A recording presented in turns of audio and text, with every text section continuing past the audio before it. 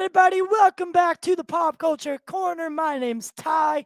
Oh, God, it's nice to be here. Make sure to like the show. Smash. Oh, my God, I mixed that up.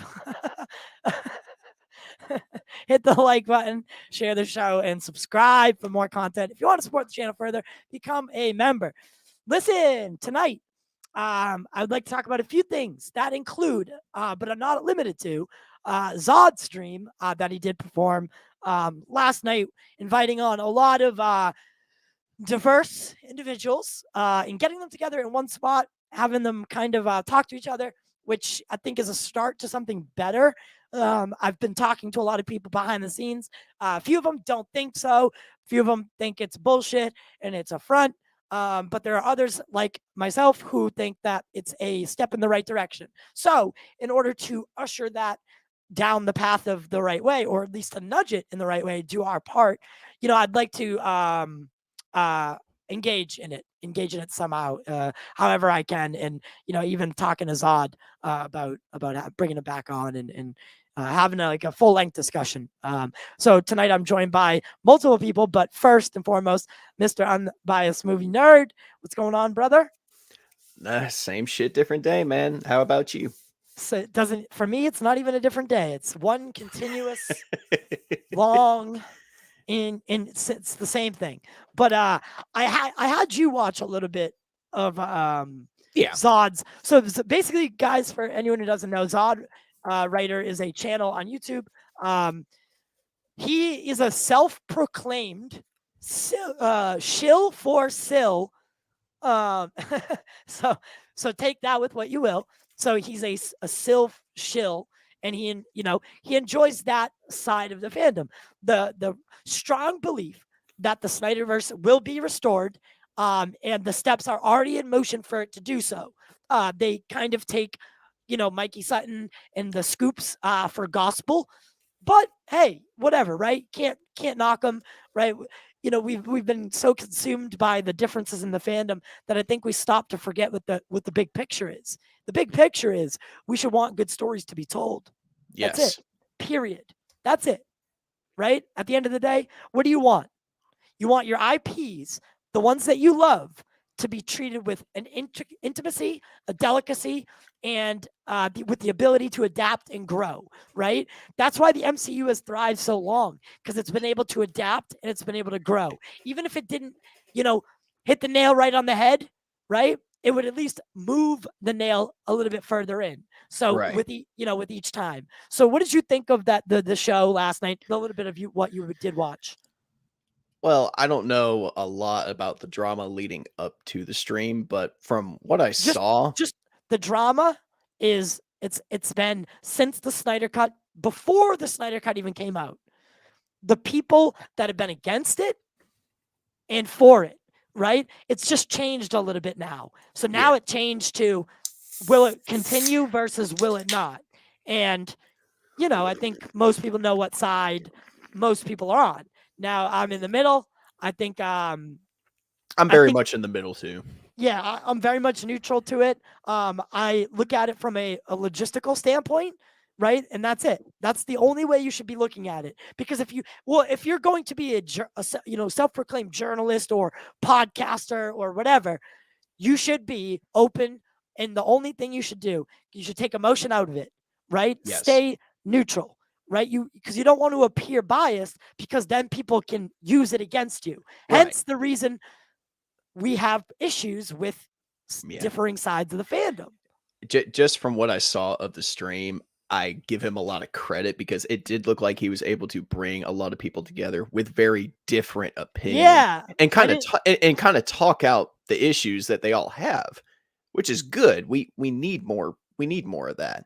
I was surprised I didn't get an invite from him, but I wouldn't have been able to join anyway, because I was sleeping at that time. So I guess it's null and void. But Zod, I was offended that you didn't send me an invite. So we're no longer friends. No, I'm just kidding. But we are gonna watch a little bit of the stream. And we are gonna have people coming in that were on said stream. Now there are multiple. Shit. Yeah, there are multiple parts. He's like, oh shit, it's crazy. There are multiple parts where, like, for instance, it's funny that he just showed up because I was just about to say his name. The moment where Zod leaves, brings Skywalker up, and then pits him against RJ.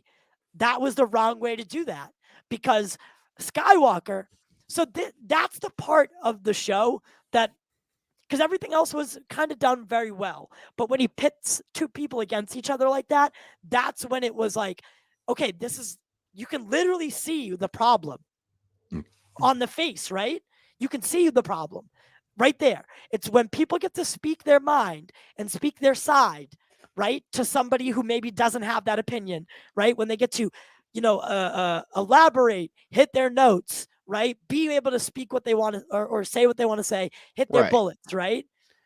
Then you get a fundamental argument. You can understand you can understand it nonetheless.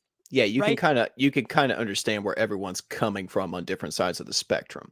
Right. But when you do not get to present it in a formal fashion, and when you immediately get called fat fuck or fat boy, or there are many of the other names Skywalker used against you, RJ, that was immediate. Like, immediate.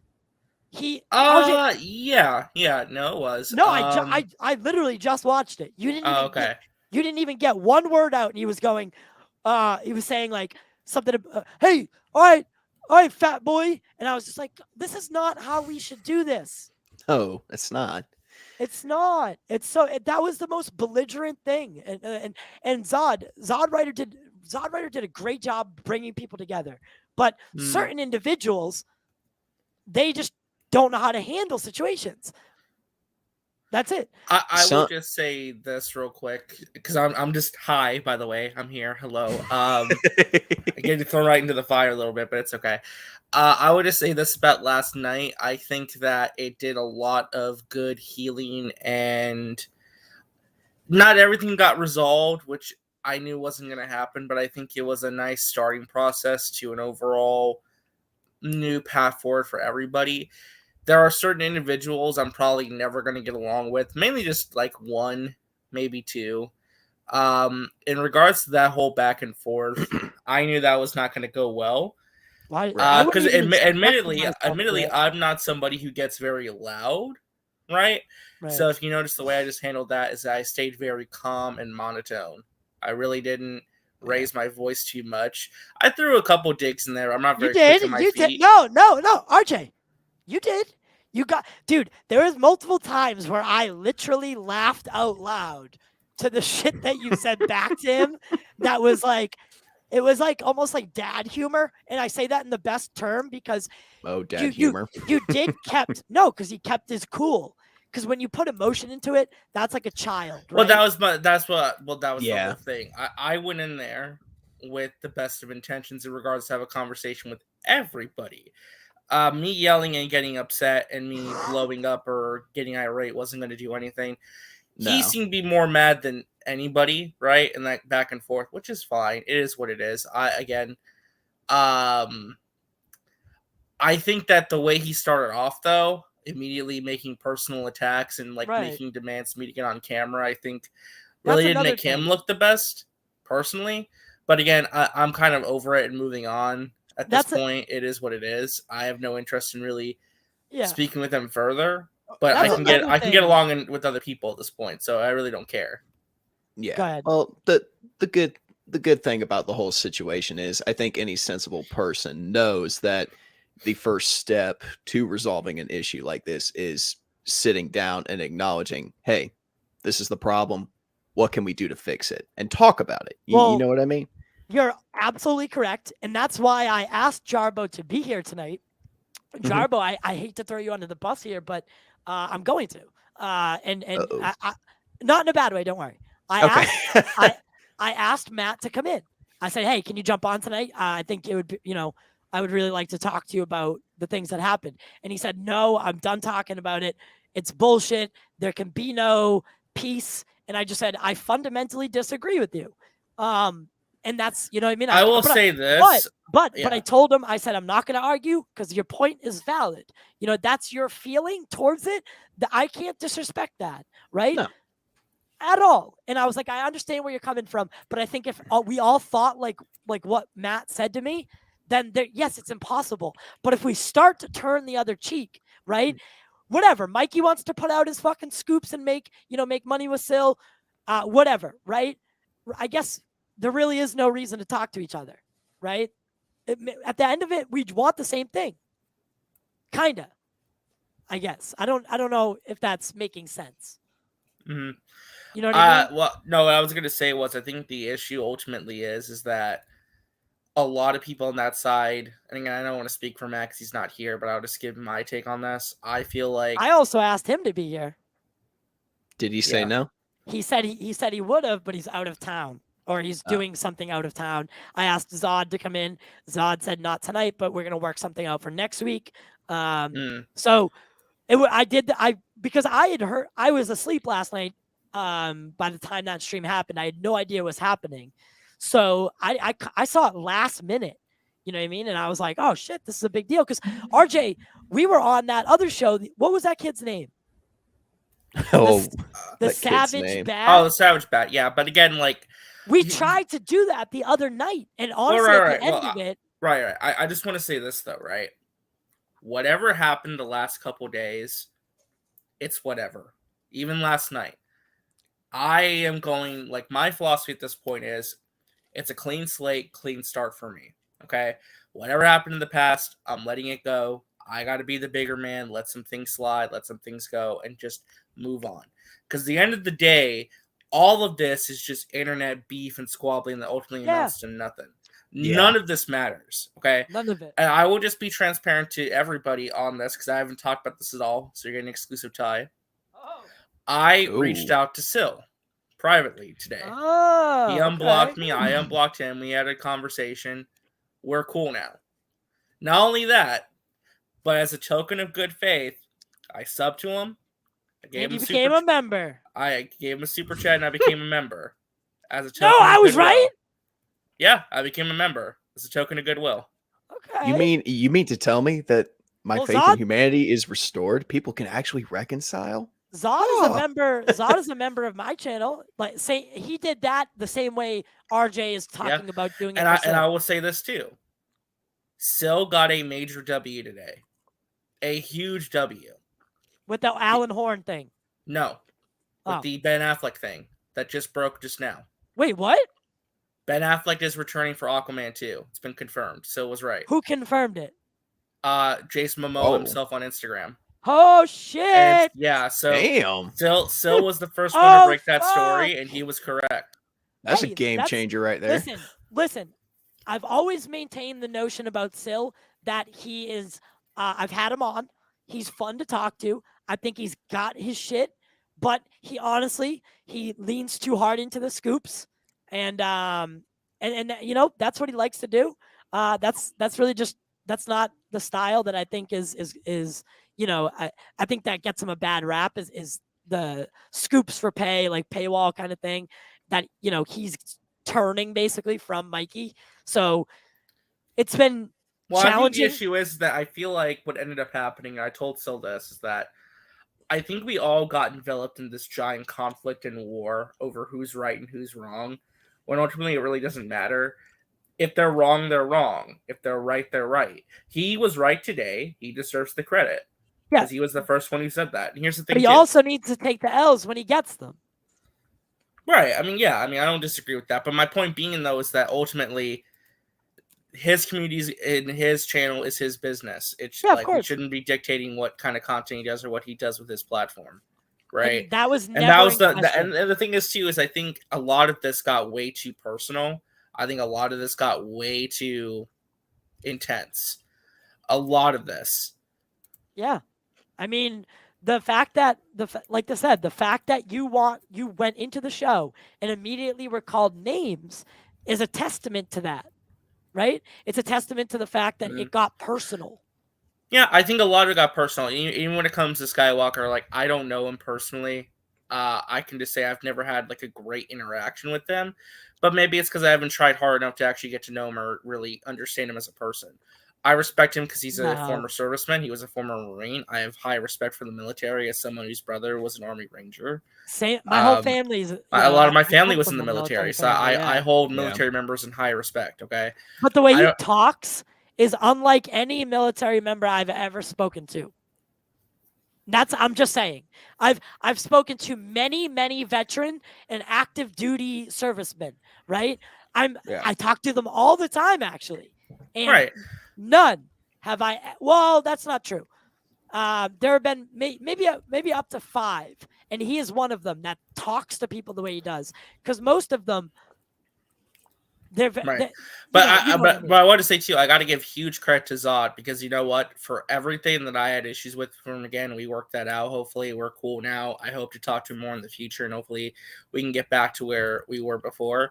But I'm really happy with the way he did that stream because I thought that I was a little concerned, but you know what? The way he did it, where it was 1-on-1, I thought was perfect because everybody got a chance to talk and nobody was talking over each other. It never got too heated, unless with a couple of exceptions, but it wasn't from Zod. It was just the two people having their debate, right? Right. Point being, though, is that I feel like it did a lot with that format.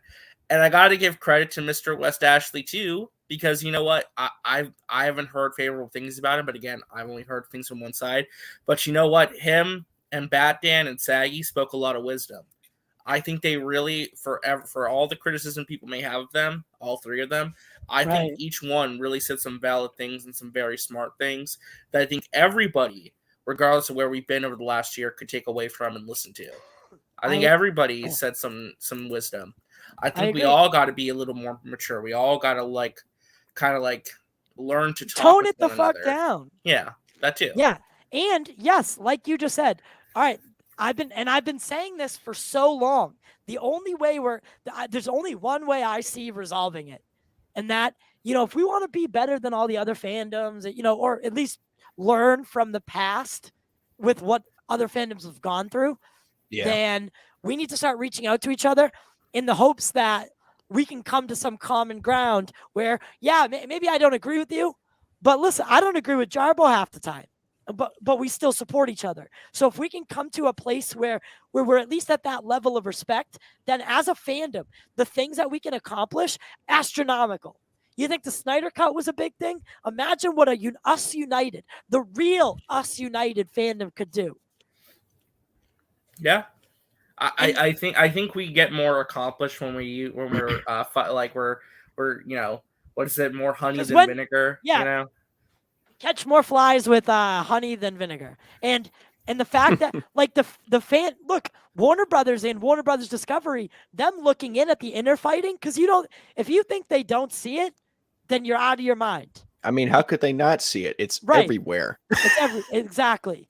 So if you don't think they see that, I told Still's community this because in the chat, I'm like, most of you guys are probably never gonna like me, or you guys are probably gonna always be cautious around me. And that's valid because I've been very critical and I've said a lot of things. But that's on me because I have to kind of earn people's trust a little bit over there. And I got to do my part in order to show that I'm coming in with good faith. And I'm trying to move on and be better about the way I conduct myself in regards to this whole topic. Right.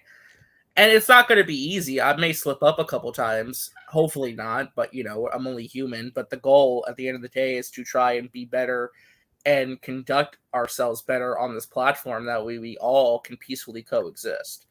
That's right. There it is, brother. So I did want to watch a little bit of this thing, but I mean, do you think? Yeah, I definitely need to see more. I didn't get a chance to see the whole thing. It was a long stream. It was 4 hours. It was a long stream. It was, and I did reach out to Zodwriter beforehand and ask, hey, can I do this?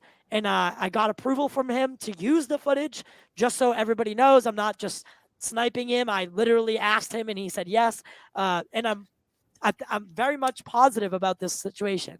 I think what happened was really good for, it looked good for the fandom and it looked good for us. But there were some moments that, were critical to the problem. And I think, if we can point those out and move past those portions of it, that's going to be the final hurdle. There we go. Boom.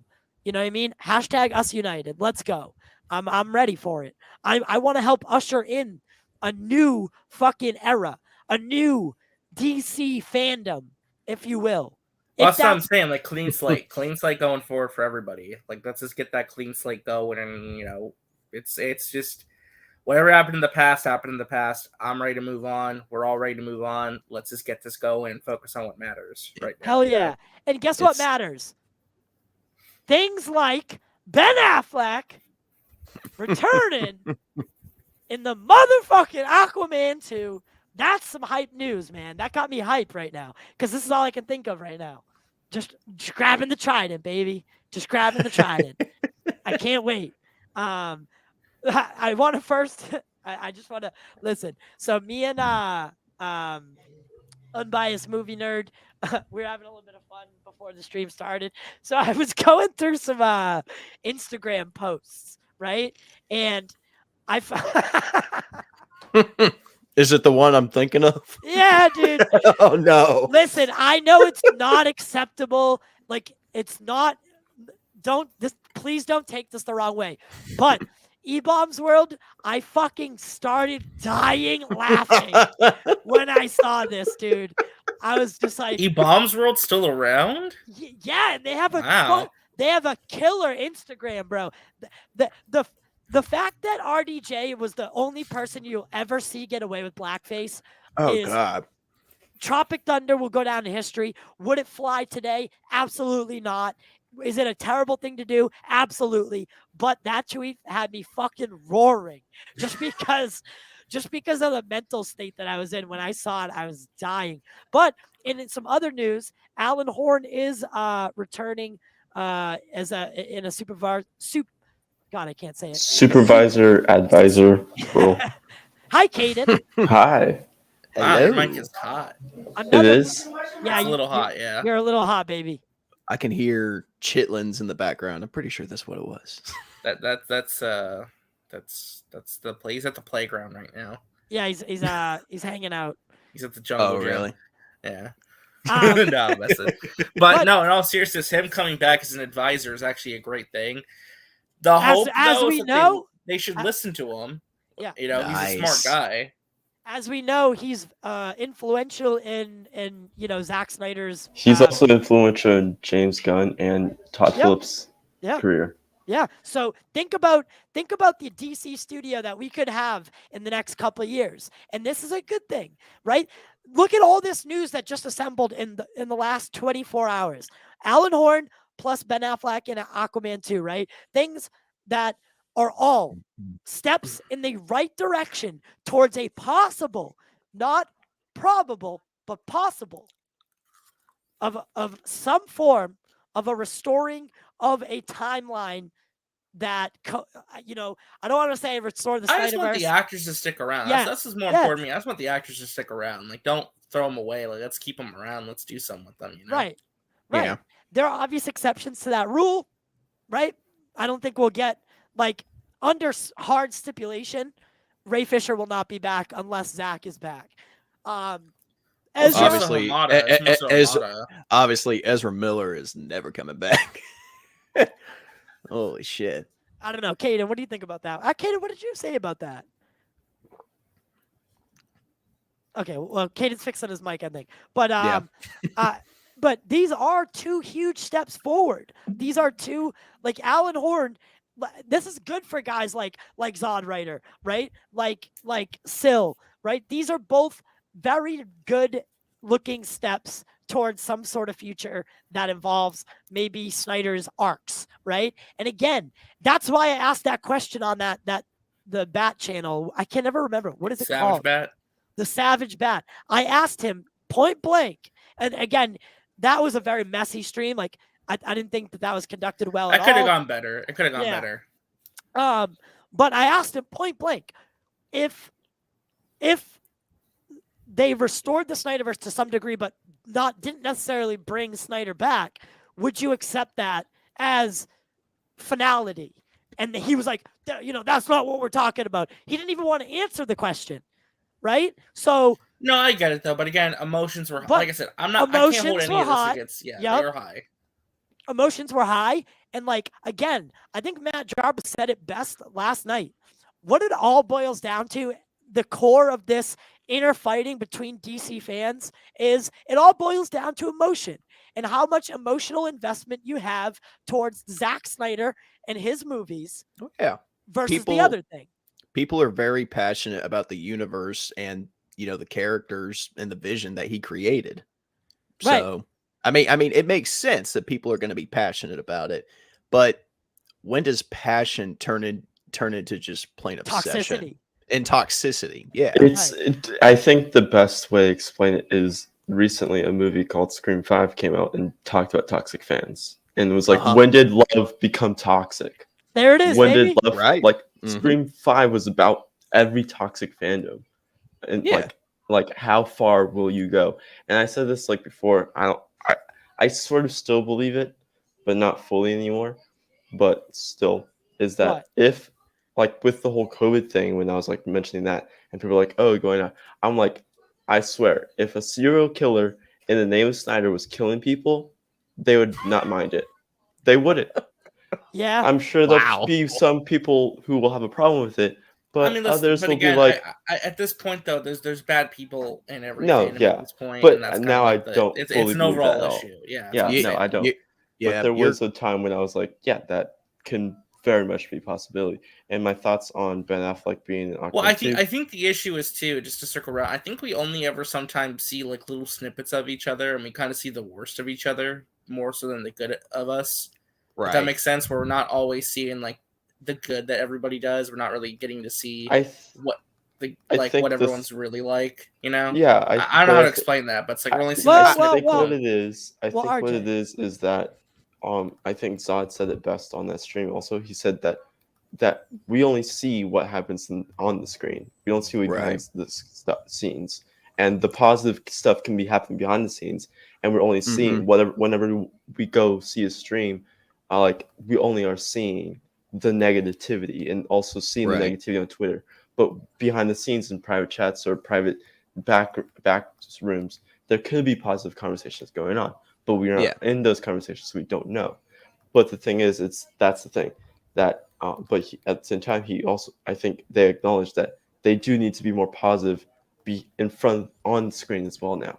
You know, because there is going to be, if you're not positive on screen, then you're only going to be known as a negative person because you're not showing that positivity.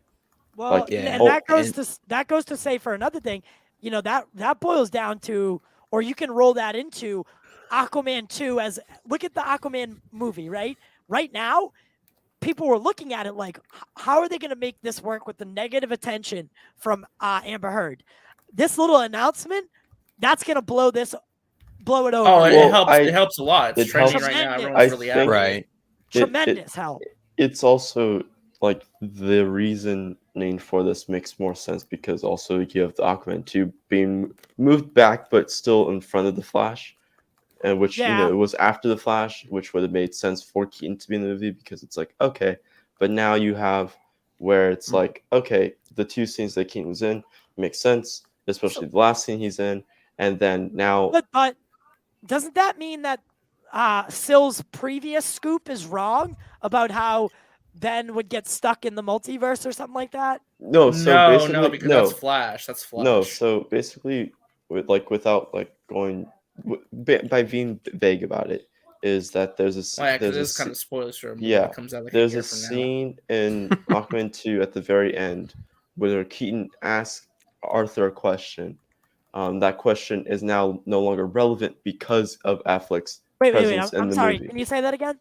That the Keaton's Batman asked Arthur a question, and that question is no longer relevant because of Affleck being in the movie. So now that scene is no longer relevant. Only the first scene. So then now with Flash, the last scene of the Flash is still relevant because of the events of that movie. So only one scene is sacrificed in this whole thing. Right, and that's okay. Really that's really that's one continuity issue. Bye. See you later. Look it over. Right. We'll just and so this is so now we know that Batman is going to basically come out of the Flash unscathed, if you will, right, and be able to move on in some form or fashion, or at least hopefully that's what's being set up, is maybe some arc on the side for now until they can figure out the overall game plan. And I think that's what WBD. Wow, that's a hard thing to say. Have you tried saying that 5 times fast? WBD, WDB. All right. I can't even do it. That's going to be an obstacle that Warner Brothers Discovery is going to face, is understanding the IP and putting out what needs to be put out to build. Basically, they have to patch the foundation or rebuild it all together. So, yeah. And then, then start creating a universe on top of that. I think that's why they have Alan Horn there to help them. Alan Horn and Toby Emmerich are their supervisors and advisors to this, where Toby and Alan will be working together to help David Zaslav, and also with Mike DeLuca and Pam Abdi. They're all 4 of them are going to help Zaslav create the Warner Brothers, Warner studios, and also with the there's also, of course, DC Studios and Animation Studios, which Alan Horn apparently said that he only wants to be officially announced when those 2 are filled in. So Right. that means there's possibility that there is now a DC Studios head, unless Hamada is that new guy. It's still, so we don't know. But that means there's also an animation head that we don't know about. So there's still some things to be announced that will help us shape our perception on the studio and help shape the studio. And honestly, I would not be surprised if they take a little formula from Marvel with the whole Parliament, with the Parliament issue, where they have a DC creative group, which is like James Gunn, Peter Safran, David Sandberg, The Rock, Matt Reeves, and Todd Phillips. Like, that's going to be their DC creative a wide scope of directors and producers that come together. Right. Yes, that are going to work together to create. And with Todd Phillips and Matt Reeves handling their own side of the universe, but also kind of having input on the wider scheme of the DCEU, and also with so then they'll be like, hey, what are you doing over there? So we make sure we're not doing that with this movie already. Yep. And let's also help shape you. Let's help. Which also, by the way, and you have Alan Horn and DeLuca and Toby Emmerich also being a part of that, executive wise. Figure out the budgets and. Gonna kind of form a Knights of the Round Table coalition, huh? Right. Yeah. So Marcus, I am actually going to get to that in a little bit, but I still wanted to wrap up our discussion on DC just with touching on. So Marvel will be the last thing that we talk about today, because Kevin Feige did drop some. Listen, I'm a fucking Kang simp, right? I've read almost every comic book that I can get my hands on that involves Kang. He's such a complex character. And Kevin Feige's talking about his arc. There was some leaked description of the Quantumania footage that was shown, which, kind of is forming a narrative with Kang, He Who Remains, and all the variants, and kind of setting the Kang dynasty up. Because, I can't even get into it yet. See, I'm going to lose the track.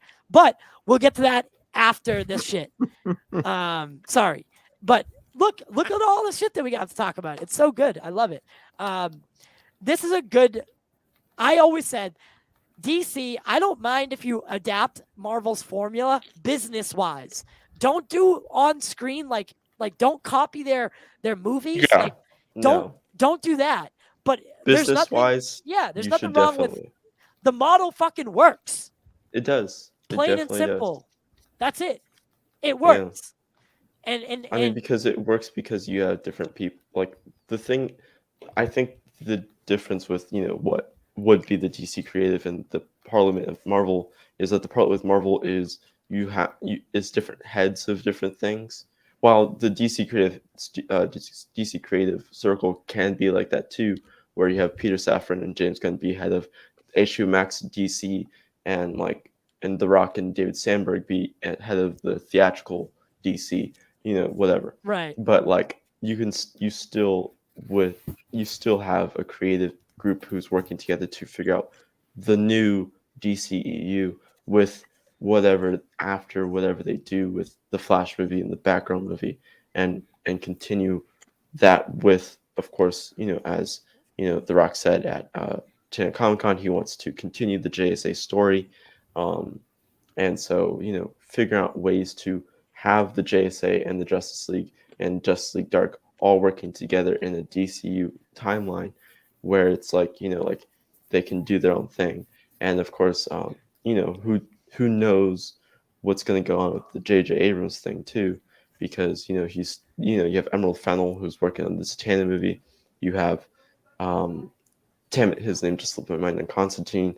You have a person who's doing Madam Z.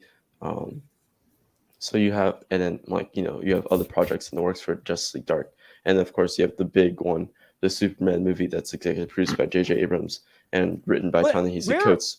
But where are we on that? No clue, because the last thing I heard is that they did have 2 scripts, one where it's set in present day with the actual Clark Kent, and then one where it's the whole civil rights movement, Clark Kent, who's race bent and who only has super strength and no laser eyes and no flight. Basically. Yeah, and Justin, when we get to Marvel, we'll definitely talk about Kristen Ritter in that, because that is the Orphan Black thing for AMC is a schedule conflict, but I do think it's already been discussed, and maybe Kane will have a little bit more insight about it. But that whole J.J. Abrams Superman thing, that is not something that I'm opposed to. It's a bad idea, in my opinion. I mean, it's not. I'm not opposed to just the normal Superman script, but I'm not opposed to J.J. Superman. What if it was like the Batman, where it took place outside of the DCU? I don't think. Yeah, it was. It was. Yeah. I think with the first time they were going to do it, was always going to set up the DCU. But I think with Zaslav coming in, I think he was like, no, I want I think the old regime was like, no, we need you to write another script for an actual Superman movie. So when the new regime comes, you can also present that and be like, here's a movie that we can present to you. Right, and because you would, if you were if you were coming in and the first script that's your biggest IP. And the first script you got was a Black Superman movie that isn't even involved with the real Superman of your universe. It's like, why when you haven't had Superman on the screen since Shazam, and that wasn't even barely really there. So why? No, why are you going to hand in a script that means nothing to me? Right. Hand me a script. Hand me that script, and also hand me your actual Superman script that you actually have. Yeah. Where's Henry Cavill? Because he's only getting older. Right. And also one thing someone pointed out is that Ben Affleck is giving time and day to do a day or two of shooting in a suit and tie or whatever, to do a cameo or a minor role in the movie, while Cavill's like, no, I don't want to do it. Really? Yeah. Did he actually say that? That's the whole, well, no, that's basically the. Is it the money attitude that he's holding with this? It's money, creative, and also Snyder. Not well. Sometimes always gets back to Snyder somehow. It's kind of that, but not all that. And that's the emotionality, though. Even actors have it. I mean, yeah. Actors are people too, guys. Yeah. Yeah. They have emotion. They have heartbreak. They have everything. That's why it was hard for Ben to come back. It's just where do you guys think? Go ahead. I'm sorry. Go ahead. I was just gonna say, from what I've read, in terms of the people that have worked with Zach, I can see why people, especially actors that work with him, are very attached to him, because he does seem like a very genuine guy. And if they got that camaraderie and, that friendship, I mean, yeah, I can see why, they'd probably be a little upset. Yeah, I mean, listen, I know I would be.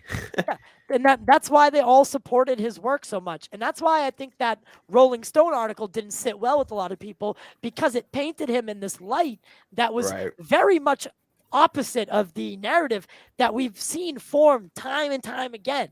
More often than not, people have nothing but good things to say about Zack Snyder and how he treats people, how he works on set.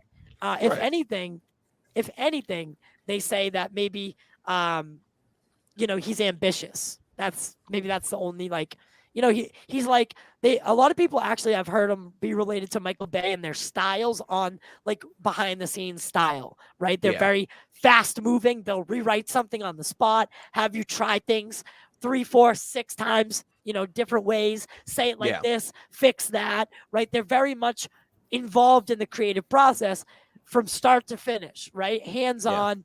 And that's what people love. Passionate directors, that's when you get passionate work. That's when you get art. And honestly, you could stop any Zack Snyder film at any moment, put it in a picture frame, and it would look good as a nice picture on your wall. That's how visually just stunning his films are. All his movies are very visually appealing. And plus, I've read, stories where people have said, sometimes he'll take ideas from the actors. Like if the actors have a specific idea for, a character moment or a way the character needs to be portrayed, Zach will listen to him.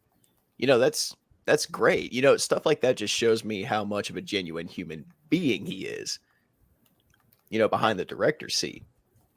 Yeah, exactly. And I mean, would you guys want to all right, this is one of the final questions for this, part of it, but would you guys want to somehow get that story back where Ben gets to direct a Batman series or movie with Deathstroke and the Joker?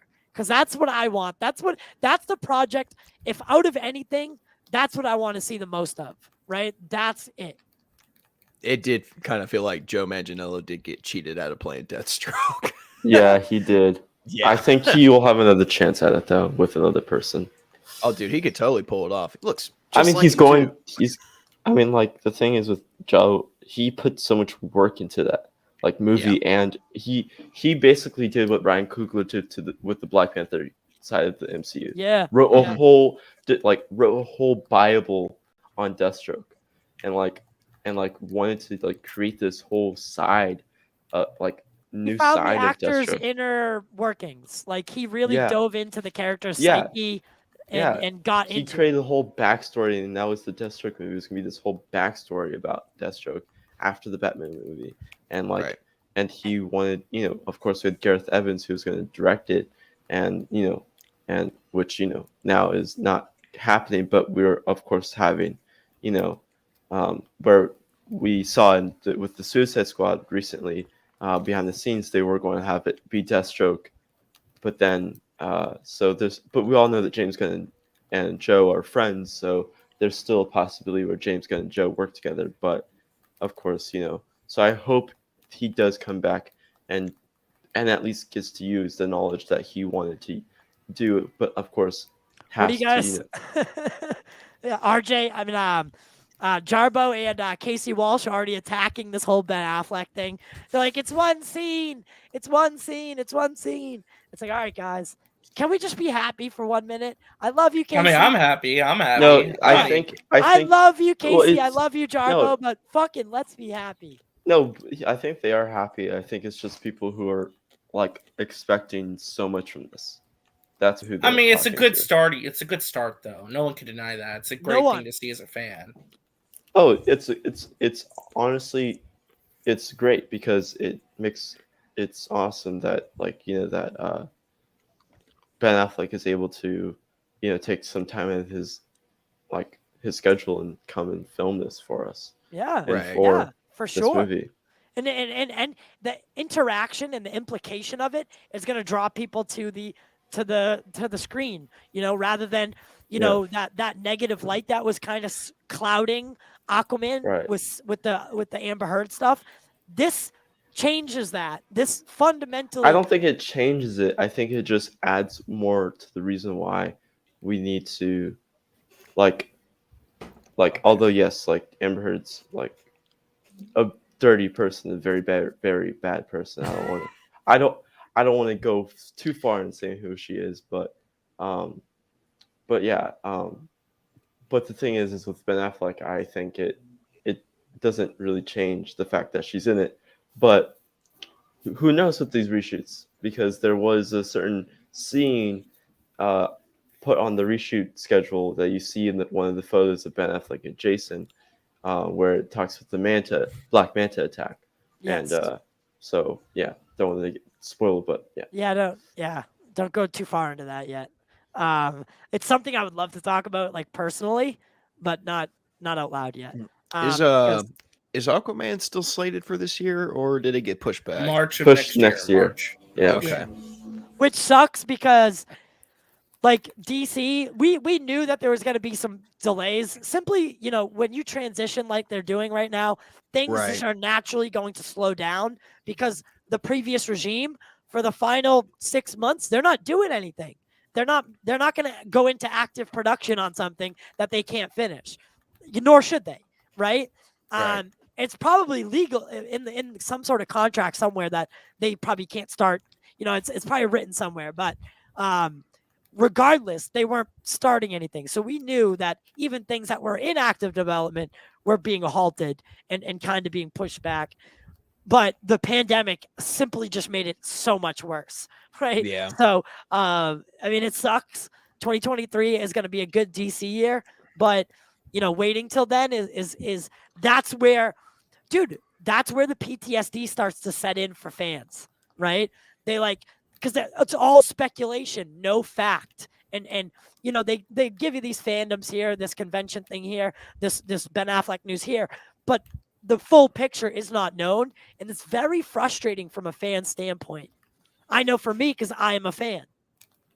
It's frustrating to be a DC fan right now, because I mean, like, you get little wins like this Ben Affleck and Alan Horn thing, right? Little wins, but still, the company isn't really revealing, like, say, Marvel, what their plan is, right, through and through. Like, we now know what we didn't know before about phase 4, because we were all like, phase 4 is really, like, all over the place. But now it's directionless. Where is it going? I actually have some news. Well, Mask of Shy actually got it. Ben Affleck is our new Mira, and Ben Affleck actually had a prosthetic belly. Also, he had a prosthetic belly to give birth. Oh. Ben Affleck is the new Mira. That's what he's reshooting. He's not back as Bruce, but he's back as Mira. Dead. He's Mira. I hate Amber Heard, but she's so hot. She is, man. She is. She is. But I don't know how hot she can be after taking a dump in Johnny Depp's bed, though. Hey, that's just the illusion, right? She did that to me. I might have to kick her out of my bed. Yeah, but I mean, there are people who pay for that kind of stuff, so you know. Oh, oh God! You didn't need to say that.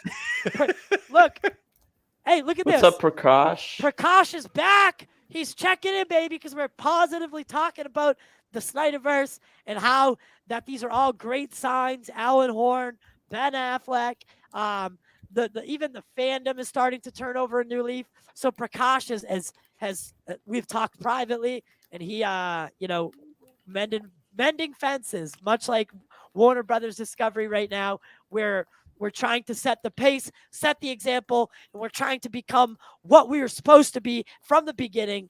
#UsUnited. But with that being said, I did want to watch a little segment from Zod Writer's show that was it last night, right? Yeah. Last night, yes. Okay. Yes. So 211. I think this is where I want to start, right?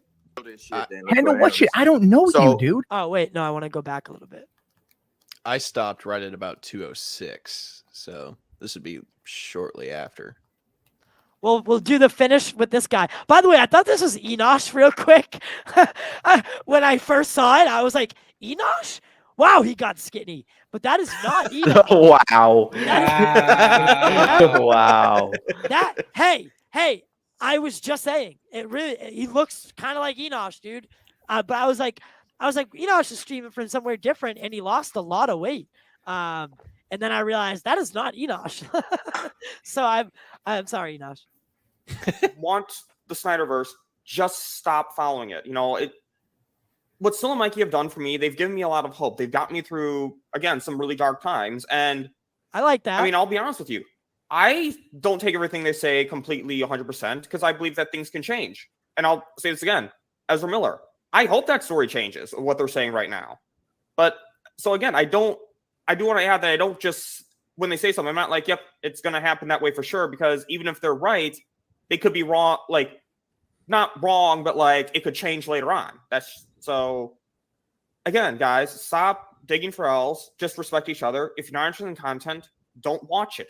That's all I have to say. I have to get to bed now because I have work, unfortunately.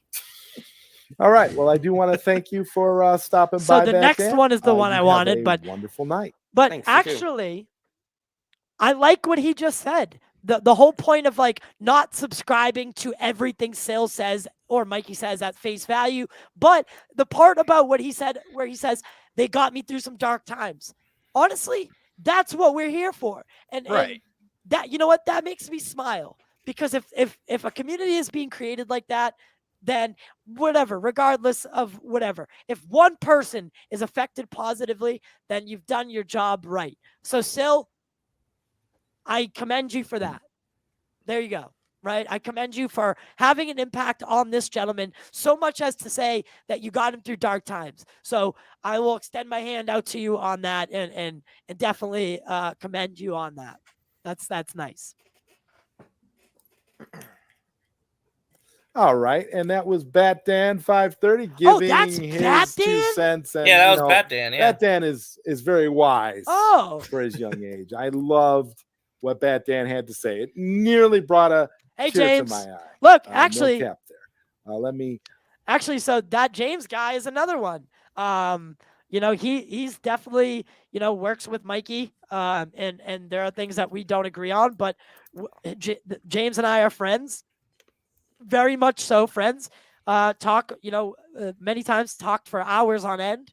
And you know, that's how we have to act as a fandom. We have to, you know, when you walk into the studio, when you walk into your couch or wherever you do your fucking streams from, regardless where it is, your computer, check your bullshit at the door, right? Check your emotions at the door, right? Leave them all there and you know, come, let's just breed positivity instead of negating chaos. Let me see who do we have here? Let's see who we got here. Oh, well, this is what we'll do. New Geeks. Leon, the New Geeks. Hello, my friend. Welcome back. What's good? I'm back. Wait. Trying to check to see if do we have company? I'm here. I stepped away for a while and I heard someone was crying about me. So all right, here we go. I'm the boogeyman. The fuck? I'm sorry, what? I was making a joke. If you want to play this part, it's going to get demonetized all the language. Oh yeah, but so the 2 ones that I'm gonna watch are this, and then you and Skywalker, and then we'll move on to Marvel and wrap it up. But this is what everything else aside from these 2 parts, actually maybe one other part of the 4 hours was all positive. Caden went on there. Caden, you know, even you could hear the tremor in his voice, right? Just because he was on a platform that not typically he'd be on, speaking to an audience he typically wouldn't be speaking to. Yeah, and, I know. You know, you're kind of thrust into a David and Goliath situation, whether you want to or not, right? So Caden got up there, did a remarkable job. RJ got up there, did a remarkable job. Hitting your bullets. Zod gave you the time to speak, but when they put you in those situations where you have to fight your way out of it, that's going to make for bad content or drama content. So this is. I mean, yeah, but again, at the end of the day, though, if everyone's ready to move on, then everyone's cool with just like it is what it is, then no one to worry about, you know. Yeah. But I do want to point out that this is the parts that we should try to avoid I'm looking specifically at the language used. Boogeyman. You act like I'm the boogeyman. You literally act like I'm like the worst thing. And by the way, Matt Jarbo was not innocent on that either, with the language used. Yeah, but like I'm going to haunt you in your dreams. You act like I'm going to come into your house at night and steal your shit. You act, dude, you've got what, 9 subs on fucking YouTube, a small ass Twitter following. Good for you. I don't know who the fuck you are. So if I live rent free in your fucking head, That's fine with me. Nah, you don't But live I rent find free this to be, nowhere. oh, dude, You don't since live you talk rent-free about me a nowhere. lot, You don't live you and your rent-free friends nowhere. talk But about let's- me all the let's fucking go ahead time. and handle this shit then. Let's Handle go ahead what and shit? handle I don't know So- you, dude. so I you don't like to fucking hold- know you. you Who are like you? to hold- Who are you? See, Who Matt, are you? I'm the Who fucking, are you? I'm the fucking Who are you? Reaper, nigga. I'm The fucking Reaper. Reaper. What? The Reaper So- of what? What? Man. All right, so I gotta pause it, and I gotta call Matt out. Matt, For what, you are though? for not Damn. letting the kid talk. Right? The kid. This is okay. Matt says this all the time. We have to say what we feel. If we're calling one side out for it, we have to call the other side out for it. Matt is making this a very tense. Maybe the what is the other person? Who's the Huh? other person? TNG. What does that mean? Oh, the new geeks, Leon. Okay, the new geeks, right? Maybe the new geeks was going to combat Matt in a very disrespectful way right from the start as well. I'm not sure, but Matt, the way Matt's handling of this, it like doing those repeated like who are you? Who are you? It makes for that very, very messy situation. So if we're gonna call it out on one side, we have to call it out on the other. So I don't think Matt did a good job of at least making this a credible, healthy interaction. Yeah, he did come out swinging pretty hard when it started. He attacked his Well, subscribers. to be fair though, Leon basically said that he wanted to fight him. Basically, he kind of was like, "Bring me." really? Yeah. Previous? Earlier on, he said, "I want to like get him in here." Is that 'Cause previous Ooh. to this? Yes, before. Okay. Yes.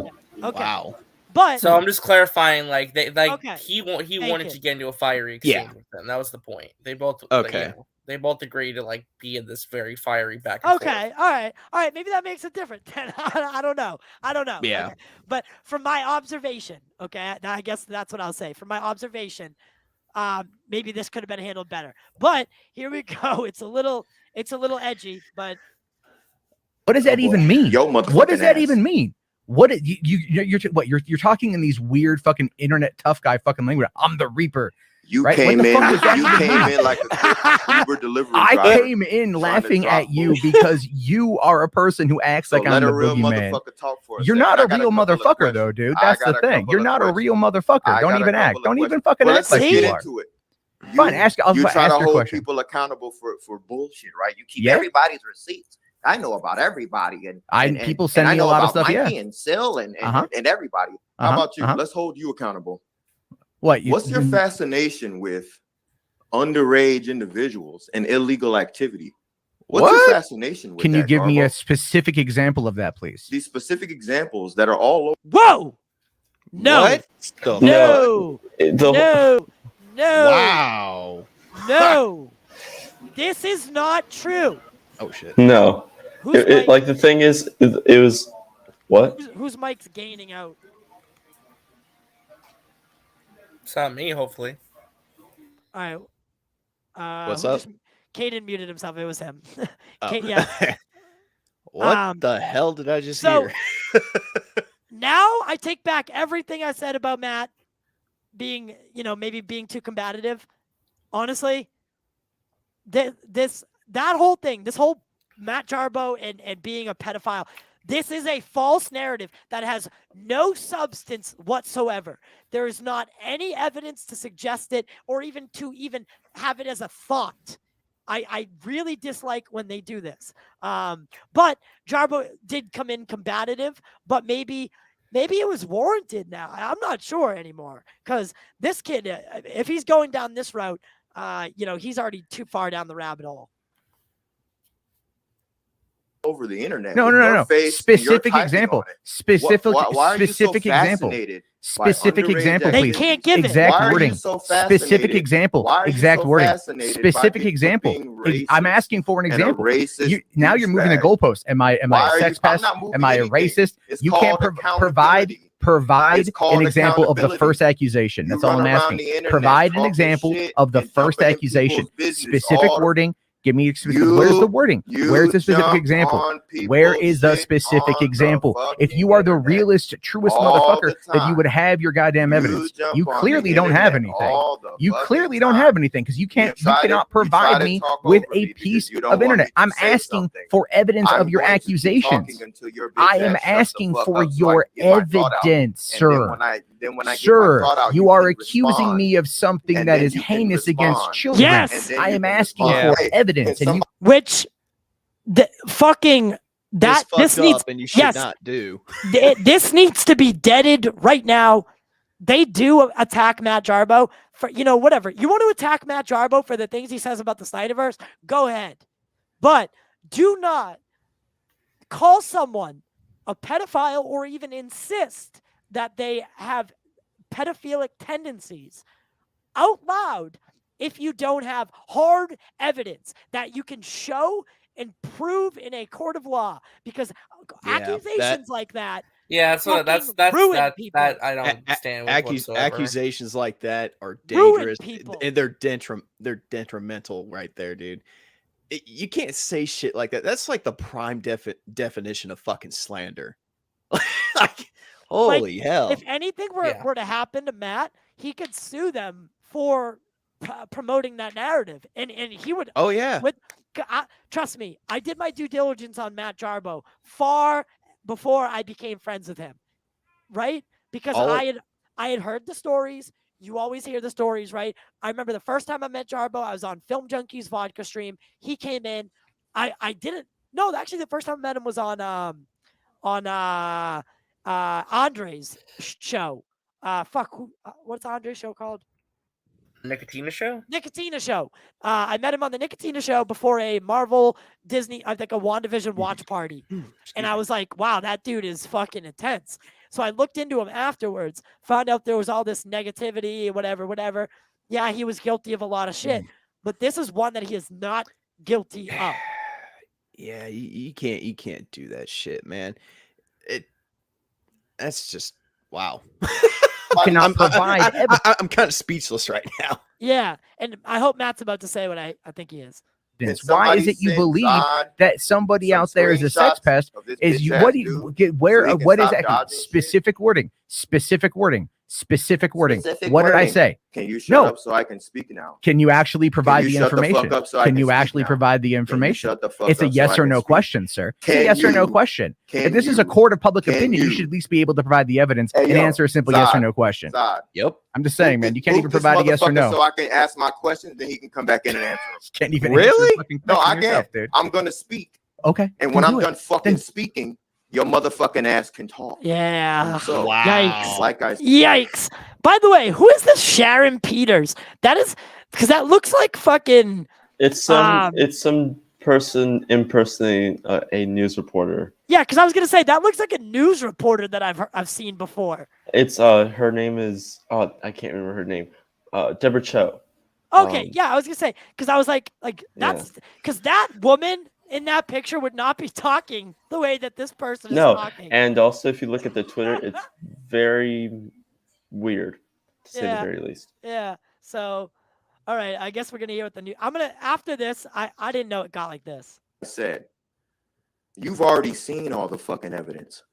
You combat it every other day when somebody brings it up, and you scurry into a hole like a little rat. So why the fuck would I need to say something? Why the fuck would I need to bring in receipts? The whole point of what I'm saying is this: you garbage ass fuckboy. You run around this bitch all the time talking shit to people and jumping on people. This has nothing to do. This argument nothing to do. has nothing What's going on to do with providing his background for what he said. This is ridiculous. And accusing people of dumbass shit.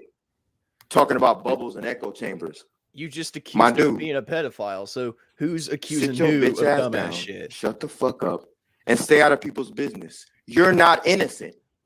You have a litany of bullshit that you've done.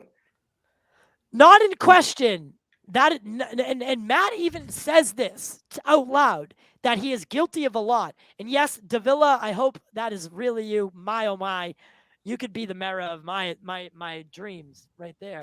But anyway, fuck.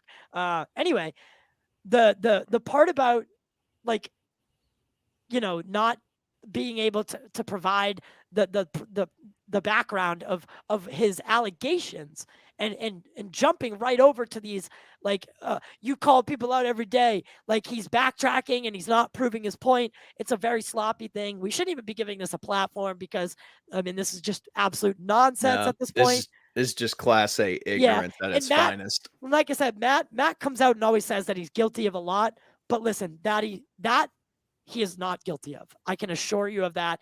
That is a disrespectful comment. The kid has 2 young girls, right?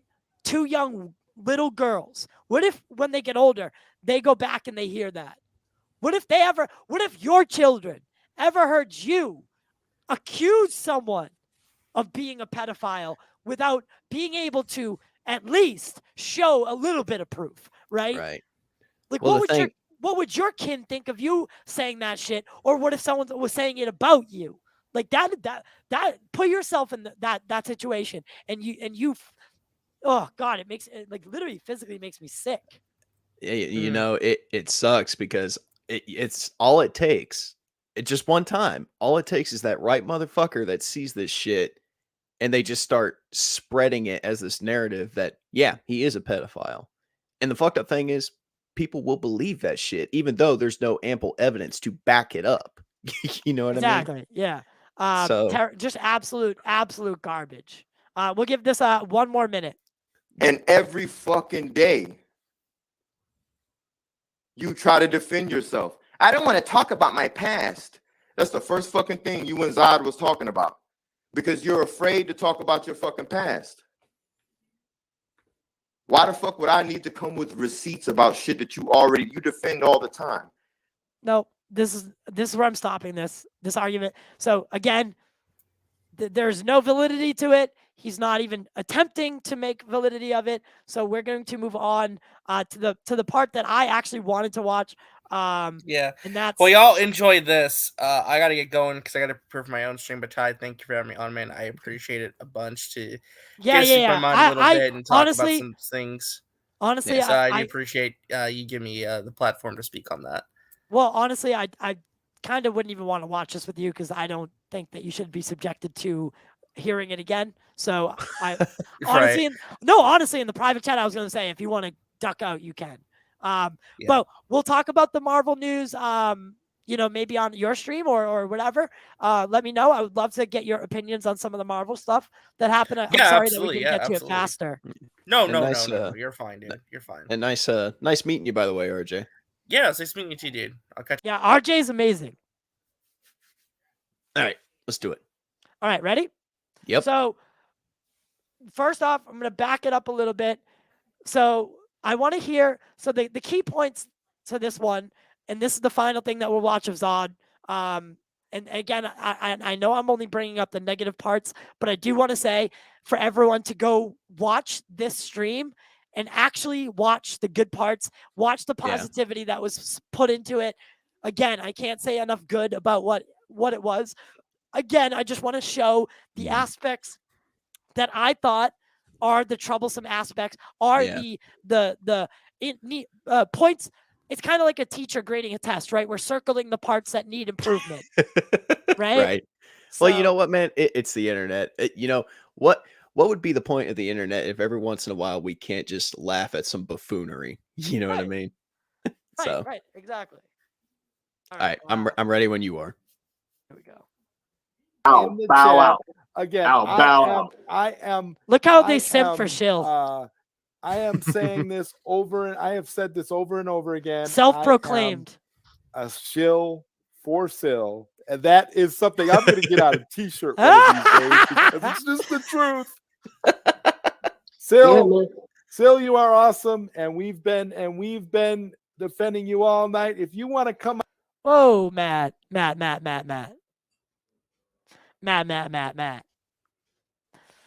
Last night was a mistake. No good happened. That's my take, but I'm out. Just don't drag me into this stuff anymore.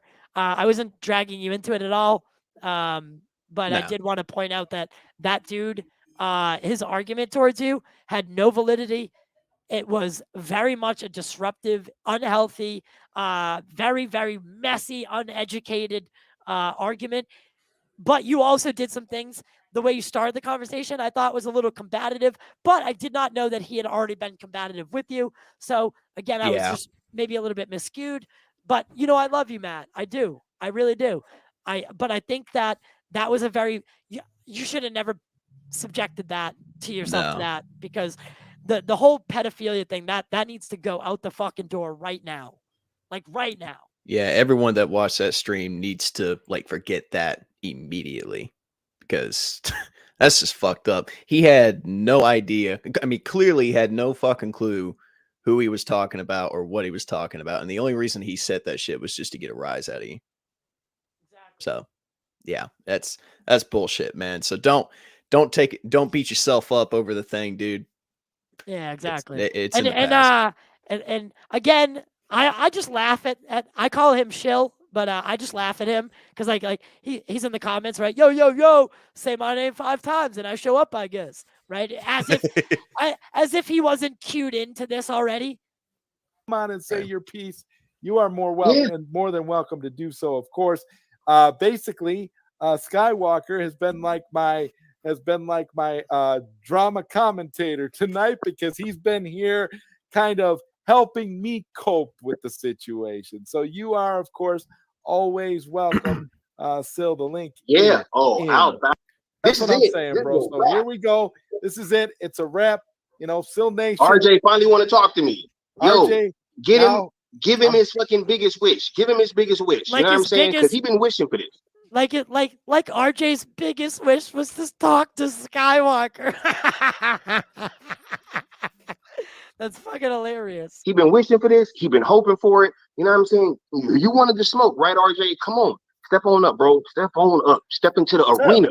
Step into the arena. All right. So again, I want you guys to focus on the immediate physical appearance attacks and harassment that Skywalker uses. Wait, hold on. What did Saggy Melons just say? You see that? Something about they made a meme out of it? Oh, wow. Oh, shit. So, wow. Okay, I can actually understand maybe why he's a little upset then. Is that Kanye? Oh, my God. That's a great value Kanye. So. It's that Aldi brand Kanye. This motherfucking dollar store Kanye West motherfucker. They got that motherfucker. I guess I'm dollar store Tobey Maguire then, so. What? They got this guy off Wish. Yeah. So I have a question. What you think you got versus what you get? I'm so sorry. I'm not trying to be a dick, but I'm sorry. Oh my God. All right, let's play it. Wait, what? Saggy. You fought with someone on this stream? Can you get me the timestamp for it? Wait, who? Fat boy? What's your problem with me, fat? Look, immediately, again, you can't, just because I paused it, don't forget, this, literally, RJ just came into the stream. Conquer. Don't you ever say that I don't got no respect. Sorry. Yeah. So I have a question for you, finally. Because he been wishing for this. He been wishing for this. He been hoping for it. You know what I'm saying? You wanted to smoke, right, RJ? Come on. Step on up, bro. Step on up. Step into the arena. Step into the arena. So I have a question for you, finally, fat boy? What's your problem with me, fat boy? You're gonna why are you opening it with an insult? Cam up. Why? Because I want to see your face. I want to look you in the eyes as I take your soul, little boy. What the fuck? Look me in my eyes, little boy. Nah. Yeah, what? I don't think so. Well, if you're gonna insult me openly and have a conversation, then yeah. So immediately you start to not take him seriously right away because of the and listen, the whole cam up thing. I partly agree with it, but I also partly agree with it's not. I guess I don't agree with it at all.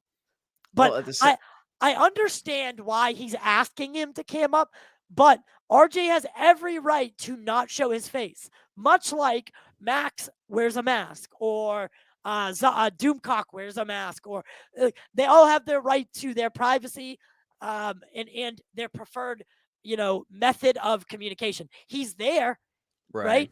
He's there. That's his voice. We all know that's RJ, right? Using that against him, right, is a very, very, very, very, very petty thing.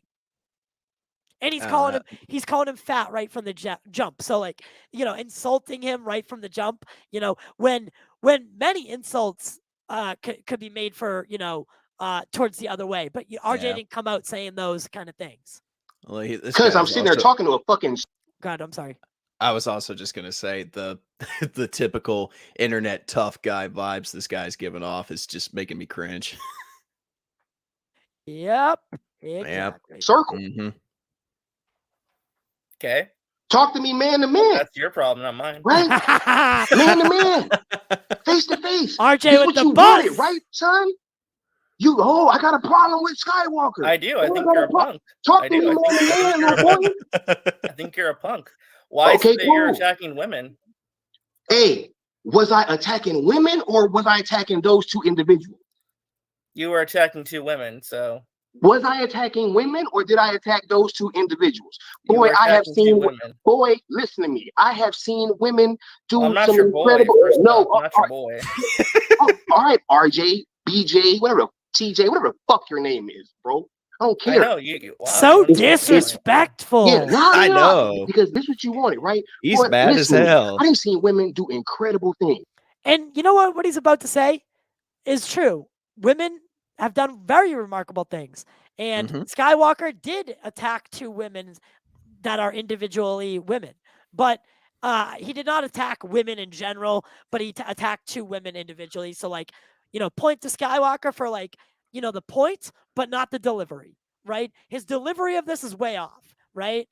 He is right in the sense that he attacked two individuals that happen to be women. That they know what they're getting themselves into. Saggy can very much handle herself, right? She doesn't need, she doesn't need anyone to stick up for her. Trust me. So she can handle her own. So like, Zod made it perfectly clear she can take care of herself. Yeah. I know her personally. More than 99% of the people on YouTube. We literally just spent the weekend together, her boyfriend and me, at a Comic-Con doing our Comic-Con. So like, you know what I mean? Saggy and I know Saggy. Saggy will take you the fuck down. And she'll take you down a notch quickly. But, and things that you could never do. Things you could never do. Okay. I've seen them climb mountains that you could never climb. Okay. Conquer feats you could never conquer. Okay. Don't you ever say that I don't got no respect for women. I was attacking those two individuals. See, I'm a man, and I don't give a fuck if they're your friends or not. They was wrong. So I don't give a fuck about who their friends are. Zod was their friends. I'm cool with him, right? Hey, I got a question. Would you talk to Saggy right now? What? No. You wanted to talk to me, right? Now you're trying to pass off to Saggy? Right? No, I'm just asking. No, talk to me. Because you kind of run away from every conversation. That's what you wanted, bro. You said you wanted to talk to me. Talk to me, RJ. Okay. I think you're a punk. I think you're an asshole. I think okay. You come across as an overly confident dick. Cool. Guess what? I'm confident because I'm that nigga. I think you are. Oh, wow. Wow. I take care of my moms. I put my motherfucking people on. Bro, cool. But guess what? You can't pop on your own. If you was on your own, you wouldn't be fucking streaming on Max channel all the fucking time. You be making your own way. You be feeding your own way. You be doing your own way. Why do you care that I'm streaming on Max's channel? What does any of that have to do with the current situation? So again, this boils down to emotion. Now, one of these two, the two pieces of this stream that we've looked at, that the two, in my honest opinion, the two negative aspects of this stream and the problems of the stream, right? The overall stream, positive, great, loved it. Zod gets a thumb up and a check mark for that, baby. I loved it. These two parts I'm circling because I think these could have been handled differently. Skywalker, again, his arguments, the two arguments they have in common is emotionality. personal attacks, right? So I don't think that. I think Zod should have been in stream. You think so? Moderating, yes, by all means, yes. It's his show. He's responsible, and I'm not criticizing him at all. I'm saying, but this is how I would have done it. I'm the host. I moderate, right? So I'm going to stay in there, and I'm going to calm them down when needed. That's the whole part of being the host of the platform that you're, trying to accomplish something like this on. You need to moderate it. That's why for the same reason there's moderators in the chat. You need a moderator on screen as well for an interaction like this. You got to keep the peace somehow, or at least keep this to a minimum or a down low without it getting too out of control. Yeah, and that's the thing. Those are the implications for, if we want to usher in a new DC fandom, no pun intended, then these are the things that we're circling. These are the areas for improvement, right? The personal attacks, the making fun of someone's appearance, even some of the stuff RJ says back, calling him a bitch, right? Those kind of words. I don't like that talk. I don't like calling someone a bitch. I think that's a really, really degrading thing. That's my background, though. Well, you put it perfectly. The emotion. It's mainly just empty insults that he's throwing out because he's angry. Obviously, it's the heat of the moment, and he's just saying anything he possibly can to try and get a rise out of RJ. Exactly. Right. So. Exactly. And then that's again. 100% that those are the parts, those are the areas that we have for improvement in the fandom as a total. I'm talking to you as a man, right? I'm talking to you as a man. This is what you wanted. Look me in my eye, boy. Why? You can't even look me face to face. This person too, by the way, the Snyder Queen. RJ's not trying to run. That's why I don't take you seriously. Who the fuck is gonna take seriously a fucking avatar that just talks shit? I do. Just talk shit. I don't need your approval. All right, and you think I give a fuck about yours, little boy? Well, I'm not a little boy, first off. Yes, you are to me. You sure do act like a little boy.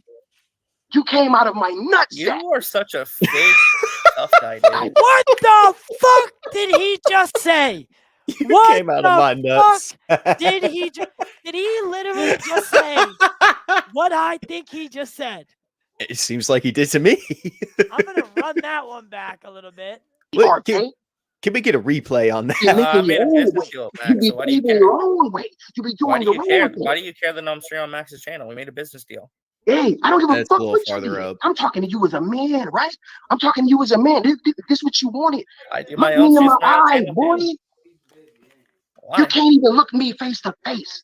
That's why I don't take you seriously. I don't take Who you the fuck is gonna take seriously a fucking avatar that just talks shit? Don't take me seriously. That's on you. Just talk shit. I don't care. I don't need your approval. All right, and you think I give a fuck about yours, little boy? I'm not a little boy. Yes, you are to me. You sure do act like a little boy.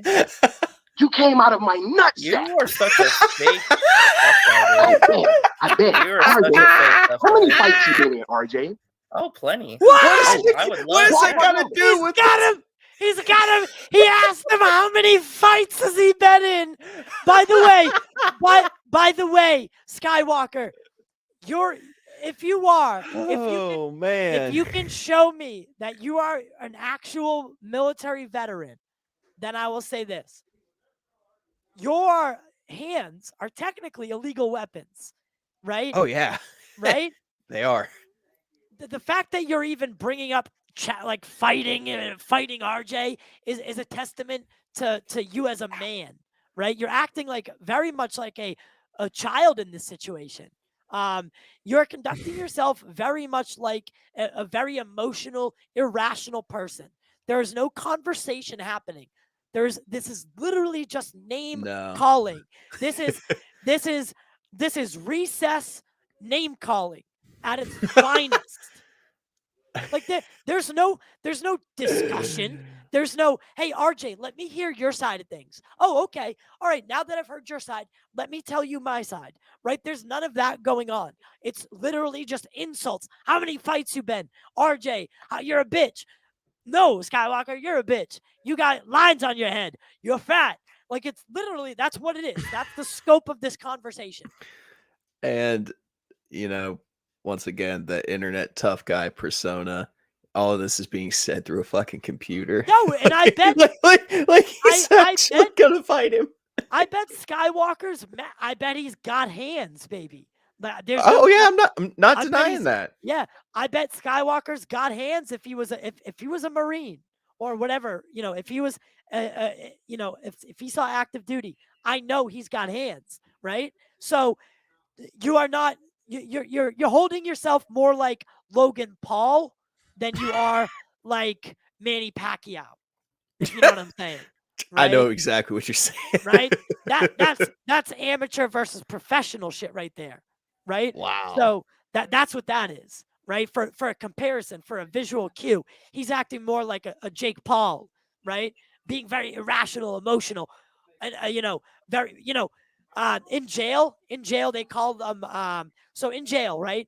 So if you get in a fight and you start screaming, right? Because you want the guards to know, right? So that the fight won't go so that you can sucker punch them and then you get loud. So the guards will break it up really quickly, so you can say you won the fight. People that do that in jail, yeah. I was gonna say, people in jail. There are sorry. People in jail that they are tough guys. What they'll do is they'll get very loud and they'll sucker punch you, so that the guards are already you're being loud, so that they notice you, right? Because if you're a real man, you walk into the cell, you get down, you walk out, right? You squash it right there.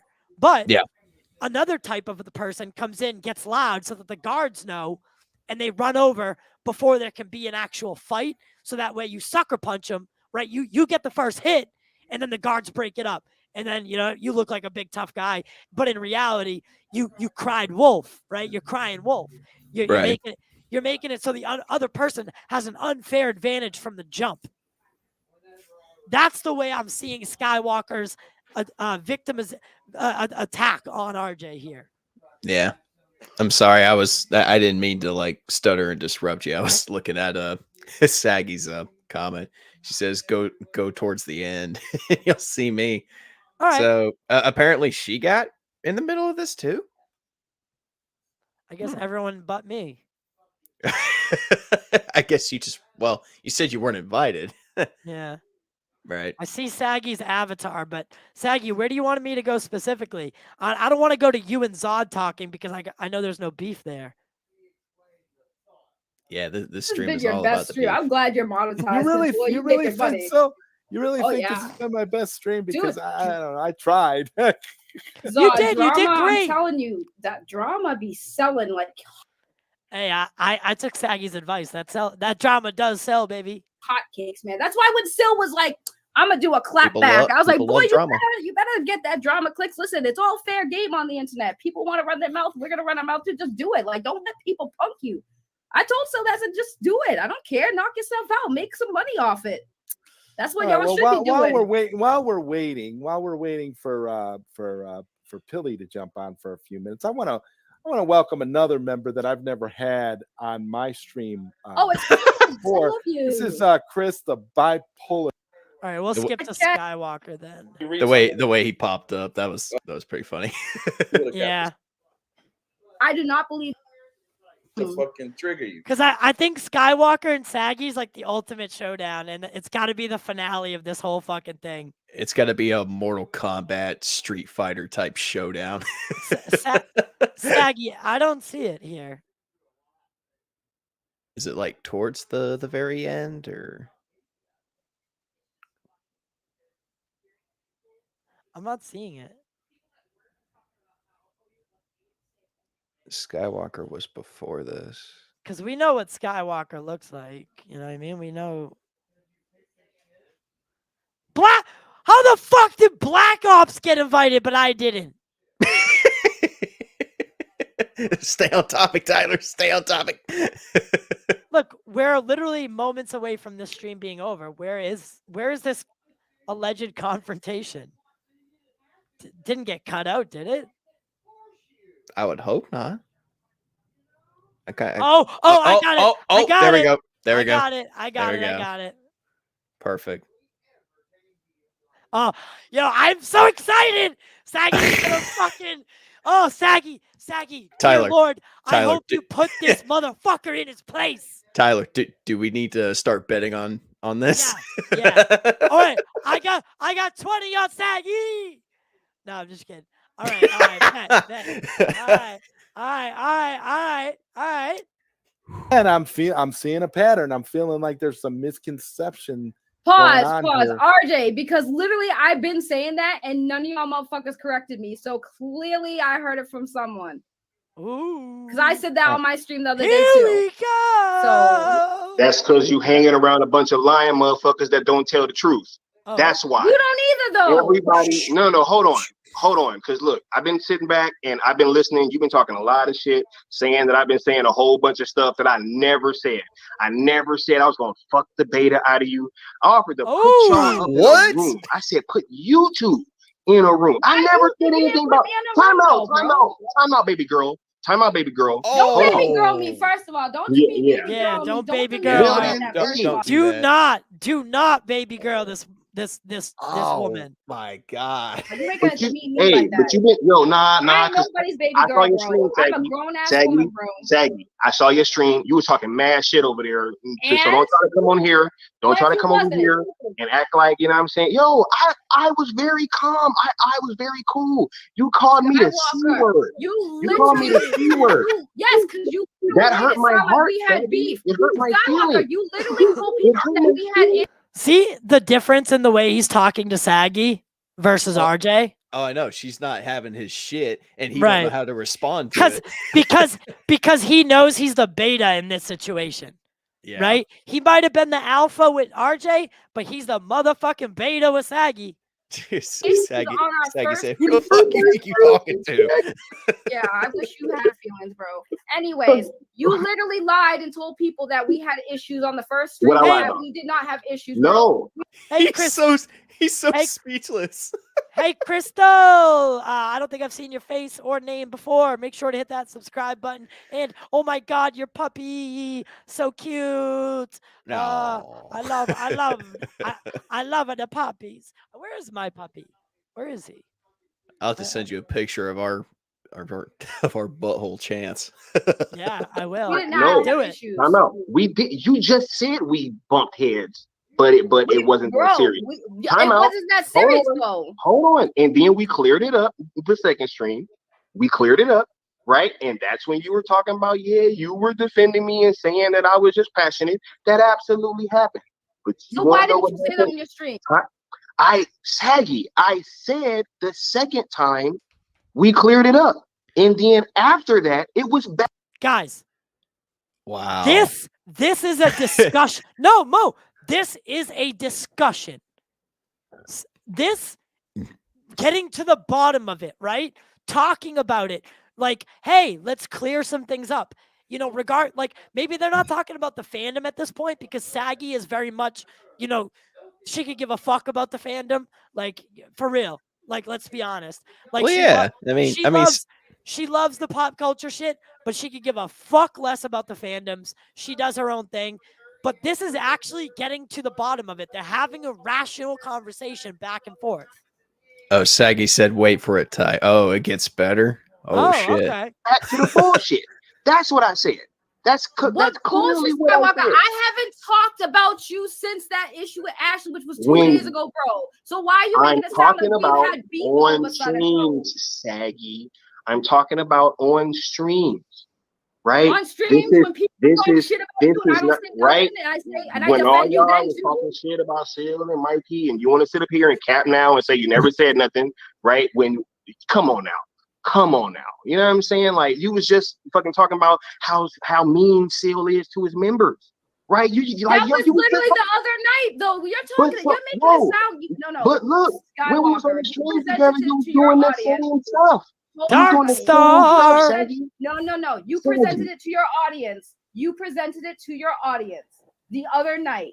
Made it sound like we have never had a good interaction. You said, "Oh, I've never had good interactions." Second time we cleared it up. That's what I said. You said you never had any good interactions with us. And I'm telling you that's a lie, bro. It's been negative. I said from the start, it's How been was it negative been from negative. the start, bro? We didn't have a negative interaction because you just said that the first time we talked, we kind of bumped heads. See, this is what I'm saying. We can't even deal with objective reality.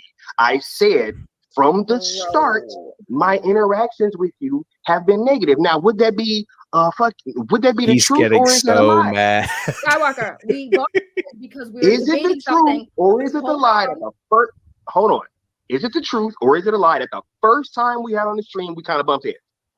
Okay, and then immediately after Skywalker, immediately after on that same stream. Hold on. So why is it's partially true? It's only a partial truth, Skywalker. Because immediately after we debated, yes, it is, bro. Because no, they are not married. No, not at all. Immediately after we got heated and debated, we made up. And then after we made up, I thought it was cool. No, it wasn't, bro. We were fine after that. Maybe you weren't cool, but I was under the impression we were cool. Yeah. Then you're going on the street because I didn't. Shit, bro. Because I didn't need I didn't feel the need necessary to respond. Because you're not somebody who I feel the need to always respond to, right? So I brushed it off, just like I brushed off all those comments with fucking Ashley, right? Just like I brushed off fucking comments from all of them when I was over there, right? So let's not act like, my experiences over there weren't what they were, right? Because they were. And that's where all this started from. You guys want to talk about all this super chat bullshit? No. Hold on. You guys want to keep talking about this super chat and the spies in the group chat, right? No. This stuff been going on before that. Right? I used to be a fucking viewer and watching them over there talking mad shit about motherfucking Seal and Mikey's channel all the fucking for months. It went uninterrupted. You wasn't on none of those panels, Saggy. You wasn't on none of them. Talking about. You wasn't on none of them talking shit too. Like no, I was on my own panel talking shit. I was on RD after that shit happened. Again, you're making it sound like this shit going on forever. She's like, I talk shit by myself. To the chat, I already apologize. Y'all weren't paying attention. It's cool. Anyways, it wasn't months, bro. I haven't been around for fucking months. I have a full-time job and I haven't been around, bro. I do my own channel. And I so it wasn't months ago. It wasn't months ago. To Saggy, it wasn't months ago when we was on that stream. Show me where. What stream? Saggy, bro? The first time we were on the stream together, that wasn't months ago. No, Saggy, what do you mean? I had no issues with you then. What? Saggy. we can't even deal with objective reality. Hold on, Saggy. You just admitted that our first interaction was fucking negative. Now you're saying that it wasn't months ago. Right? How long have I been off of Max's channel? I was only on Max's channel for about a month. I'm on Max's channel like that. That's what I'm saying. I don't know what you're talking about, bro. Because this was a while ago. Look, see, this is why I didn't even need to have this conversation with you. Is it? That's what I'm saying. You're confusing me with Ashley because Ashley's been on Max's channel. So maybe we can go back and look and find out if Skywalker and Saggy had ever had an interaction on Max's channel months and months ago. I guess we could figure it out. But that'll be something I do behind my, my private. She could probably provide you with a link to the exact stream. Right. Because I'm trying to figure out. That's what I was trying to figure out, Saggy. Is he confusing you with someone else, or because he's honestly, I feel like he believes what he's saying because he is being a little bit, he's not showing signs of lying. When he's showing signs of lying, they're very obvious. He gets loud and really, he sounds very genuine, like he believes what he's saying. He definitely believes what he's saying. But is he true? Like, what's the actual story here? Right. All the time, bro. You're confusing me with Ashley. I haven't been. Maybe I am because you talk about the same bullshit all the time. Oh, okay. Wait. So y'all confusing me for another woman, and I'm taking the heat now. No, but you were. And I ain't triggered. It's just funny that this nigga's really trying to make shit up right now. If you want to say that you weren't over there, that's cool. If you want to say that, you know what I'm saying, I wasn't. Go look at Max's channel. Go look at Max's channel. See how often I've been on this channel. Saggy, you were on the panel one of the first times I was on Max's channel. Maybe the first time, Saggy. We're going around circles, bro. I literally said, yes, we had a friggin', we got heated a little bit. We were cool after. Didn't you say that I said to La Quinta Inn, or was that your homegirl? That was her. That's what I'm saying. You don't even know which bitch you talking about. Oh, no. You want to call me the C-word. Yeah. That's true. I did. Yes, I did. I did. But, like, you know. I love Saggy. No. Huh?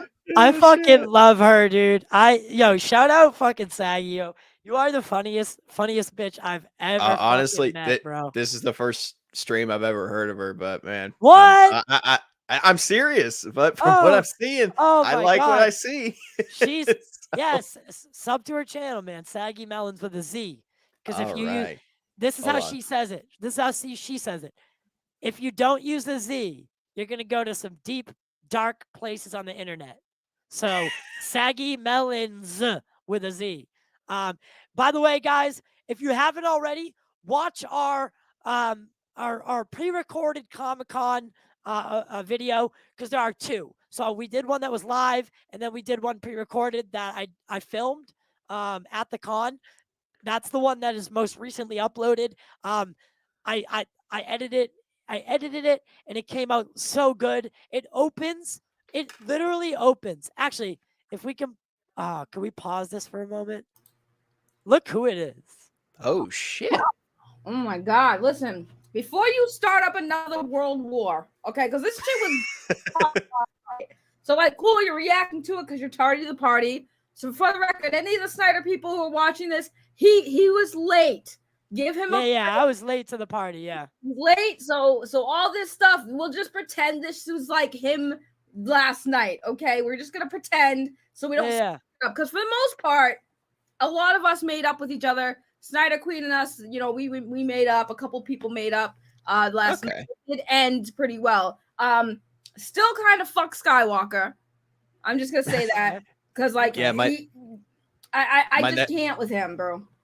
Yeah, my next question was gonna be, what about you two? But I mean, you just kind of confirmed it. Yeah, shit went sideways and. No, to save you some trouble, it eventually ended with him just saying, "You have a good one, goodbye," and he ran away. Okay. And then I started yelling at people in the chat. So that was fun. Some guy was like, they wouldn't fight me. That's the thing I hate about people. Is like, I'll talk shit, but I ain't afraid to back it up and say it to you.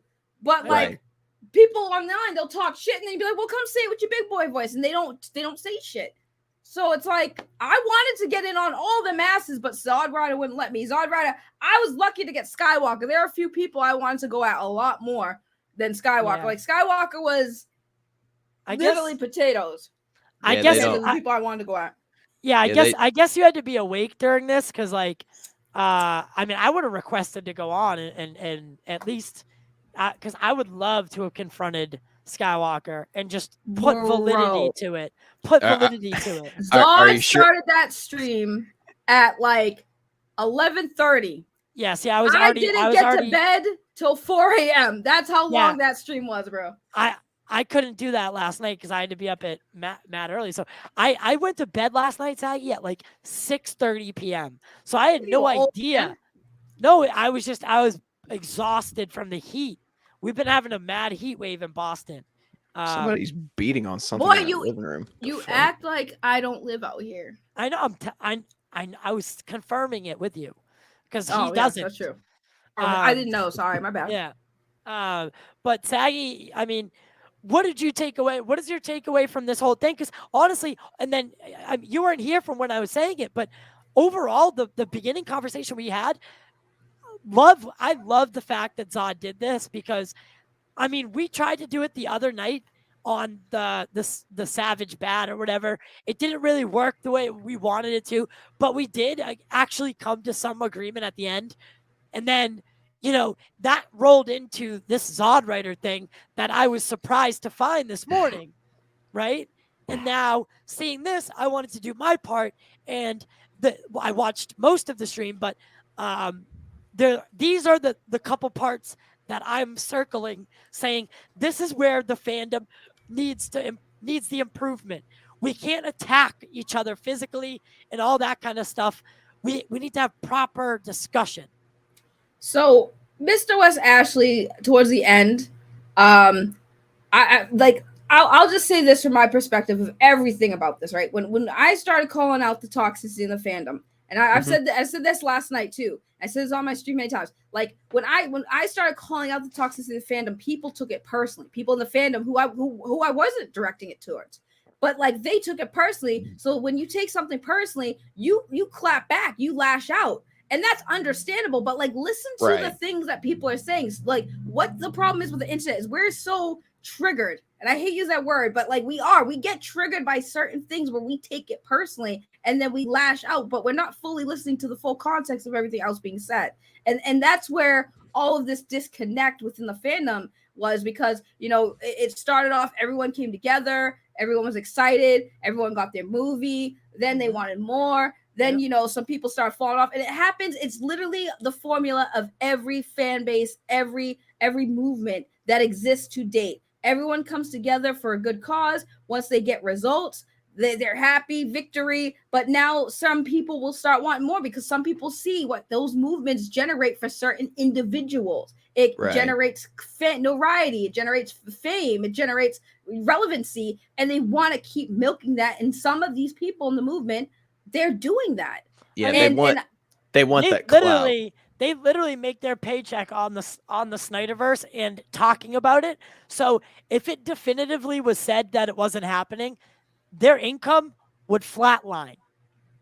Right. And like there's some of those people that we were fighting with that like aren't part of that demographic from my perspective, right? Other people can argue that, but like from my perspective, a lot of people like Zod Rider and some of I don't feel like, because they don't have that notoriety. They don't have that. Like they have the notoriety, but they don't have the numbers. They're not making bank off of it like that. Yeah. But there's some obvious grifters. Like I said, Mercury and Geralta Snyderverse. Oh, they are the worst. They are grifters. And no one can get them on the hook because they won't show up on a show. They won't show up anywhere. They won't show their faces because they're probably... I'm still under the notion that they're the same fucking person. I know you guys say no, they're not, because I've heard Geralt's Snyderverse talk. They have a very, very thick accent, and actually Mercury a few weeks back was in the Twitter Spaces and confronted Matt Jarbo. So no fucking way. Yeah, because Matt wanted to. Matt called Mercury out on the 9/11 tweet. They did that reference Batman versus Superman. Yeah, that was terrible. Yeah, and you know what the response was? I don't care. Oh God. Wow. Yeah, they did not care. No accountability for those two. But that stream needed to happen because again, a lot of people used to be cool with everybody. That's the thing. Like all the people on that stream, like they all used to be cool with everybody. And then what happened is like, some people had differences of opinion, and that just got everyone mad. Understandable, but like it needed to stop. And I was tired of it, especially when I saw, and I stayed out of it. I stayed out of it for a while until, I saw people say nasty things to my girl Ashley, and I was like, bro, what is this about? Like, it's stupid. Like, it's criticism. Yeah. People forget that I was very much a part of the initial push for the Snyderverse, right? Like, you can trace my social media all the way back to the beginning of the campaign, pushing for the Snyderverse, saying it was real. I was very much embedded in that community, right? And once the movie came out, dude, I got to see it early. The treatment, right? Everything was, we were all on cloud 9 about it. Cause like, and Saggy, you described it perfectly when, we fought for so long and fight, when I say fight, not like a war, because everyone everyone relates it to like a war. Like we fought. It's like, no, we kind of typed some shit on the internet, No, it's something you guys are passionate about and you want to see come to fruition. Right. And we got enough folks and enough notoriety that I donated I think I tracked it at like $340 is what I donated total, which isn't a lot, but I did donate what I could when I could. And a lot of it, I don't know where, exactly it went to. That stuff started coming out later, that maybe, all the money wasn't used for what it was said to be used for, which is, I'm not even going to discuss that, but then victory, right? The Snyder Cut comes out, but people then were left wanting more, and they got very, very, very, very, very entitled, especially when it came to their relationship with what the influence they thought they had over the studio was, right? When in reality, their influence over the studio was zero, because if HBO Max didn't need content at the time of its launch, the Snyderverse never happened. Snyder Cut never happens, right? But so because of that situation, they looked at the data, saw that it could be potentially profitable, and they wouldn't have to spend too much, right? Netflix on average spends $90 million per film. They only had to invest 70, so less than your average, right? And it could be a very, very big attractor to HBO Max, and it did do what it was tasked with, right? Very much so. But then people twisted it, and they had made a living off of it for 4 or 5 years at that point. They couldn't put it down, and it was like a PTSD. I will say this. I don't think that the people that we were fighting with last night, I don't think they're bad people. I think that some of them are assholes, but an asshole doesn't necessarily translate to a bad person. I think that they have found in this fandom, a place to belong, which is great. I'm always down for that. But with that, it becomes very territorial. Yes. There's no room sometimes for difference of opinions or criticism. Exactly. And but again, they're not bad people. After everyone kind of said our piece, we got all of our anger out, and somebody came on. Was it? So I have to ask this, because after they ended the stream, is that when you guys all talked together? No. Oh, okay. Was everyone just kind of still pissed off at each other?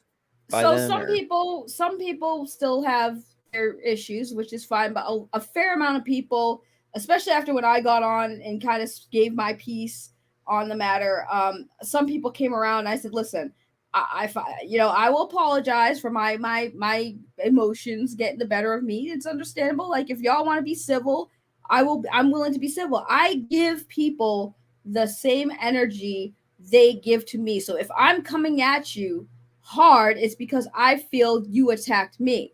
So if you attack me, I'm going to attack you back. If you want to have a civil conversation, let's have a civil conversation. I'm not opposed to being civil. He did come at you pretty hard. So, I mean, he didn't leave much choice. He the thing that bothered me is, like, when I did my stream calling him out for his comments about, my friend Ashley. Yeah. He did a video premiere where he was saying that, we're upset because he has too much confidence and that he'll put us up in a hotel room to come visit him in California. We're sitting there like, what? Bro, like, whoa. Yeah, like he did you miss that part where he said that?